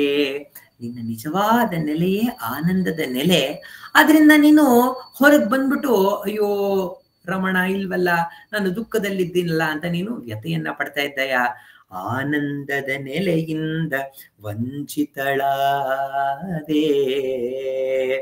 ವ್ಯತೆಯಲ್ಲಿ ಸಂದೇಶ ಕಳಿಸುವೆ ಪ್ರಿಯೇ. ನಿಲ್ಲದೆ ಓಡುವ ಮನವನ್ನು ಜಯಿಸಿ, ಮೌನದಿ ನಮಿಸುವವನಿಗೆ, ಮೌನದಿ ನಮಿಸುವವನಿಗೆ. ಇನ್ನಿಲ್ಲದೆ ಓಡುವ ಮನವನ್ನು ಜಯಿಸಿ, ಮೌನದಿ ನಮಿಸುವವನಿಗೆ, ಮೌನದಿ ನಮಿಸುವವನಿಗೆ. ನೀನು ಈ ಓಡುತ್ತಿರುವ ಮನದ ಹಿಂದೆ ನೀನು ಹಿಂಬಾಲಿಸ್ಕೊಂಡು ಹೋಗ್ತಾ ಇದೀಯಾ, ಅದ್ರ ಬದಲು ನಿಂತು ಮೌನದಿಂದ, ಮೌನ ಅಂತ ಹೇಳಿದ್ರೆ ಬರೀ ಬಾಯಿನ ಮೌನ ಅಲ್ಲ, ಆ ಎಲ್ಲ ಯೋಚನೆಗಳು ಅಡಗಿ ಮೌನವಾಗಿ ನೀನು ಆ ಹೃದಯದ ಕಡೆಗೆ ತಿರುಗಿ ಆ ರಮಣನಿಗೆ ನಮಿಸಿದಾಗ ನಿನ್ನ ಆನಂದದ ನೆಲೆಯನ್ನ ಮತ್ತೆ ನೀನ್ ಪಡಿತ್ಯ. ಹೃದಯ ಗುಹೆಯಲ್ಲಿ ರಮಣನಿಗಾಗಿ ಬಿಸಿ ಬಿಸಿ ಉಣ್ಣಲು ಹೆದರಿದೆ ಆಗ, ನೀನೇಕೆ ಕೊರಗುವೆ ಈಗ.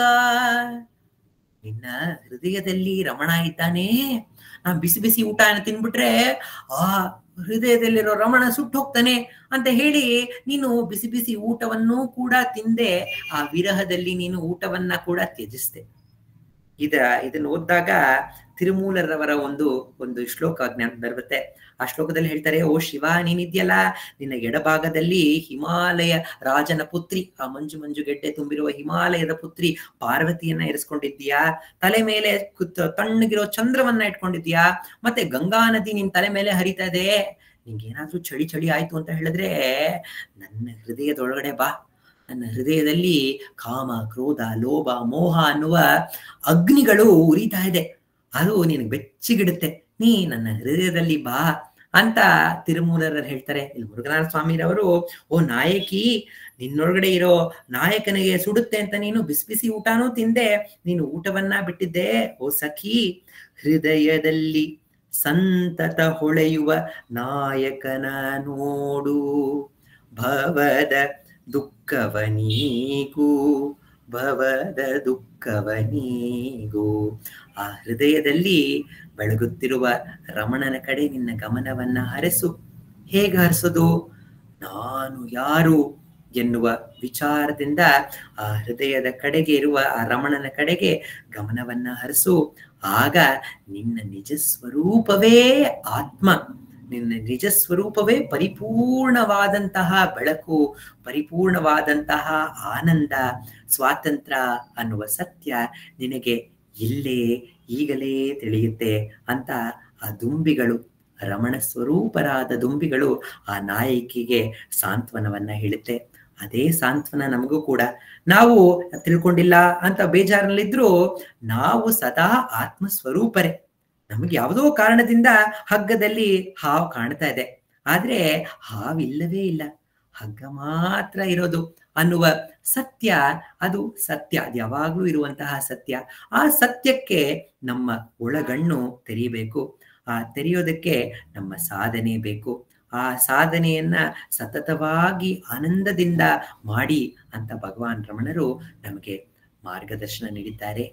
ಈ ಸದಾ ಇರುವ ಆನಂದವನ್ನ ನಮಗೆ ನೀಡಲು ಭಗವಾನ್ ರಮಣರು ನಮ್ಮ ಜೀವನಕ್ಕೆ ಬಂದಿದ್ದಾರೆ. ಅವರ ಪಾದಾರವಿಂದಗಳಿಗೆ ಕೋಟಿ ಕೋಟಿ ನಮನವನ್ನ ಸಲ್ಲಿಸುತ್ತಾ ಈ ರಮಣರ ಬೋಧನೆಯ ಚಿಂತನೆಯನ್ನ ಮಾಡಲು ಅವಕಾಶವನ್ನ ನೀಡಿದಂತಹ ಮೆಡಿಟೇಷನ್ ಅಂಡ್ ಸ್ಟಡಿ ಸರ್ಕಲ್ನ ಎಲ್ಲ ಕಾರ್ಯದರ್ಶಿಗಳಿಗೆ, ವಾಣಿ ಹಾಗೂ ವಾಸುದೇವರವರಿಗೆ ನನ್ನ ಅನಂತ ಧನ್ಯವಾದಗಳು. ಓಂ ನಮೋ ಭಗವತೆ ಶ್ರೀರಮಣಾಯ.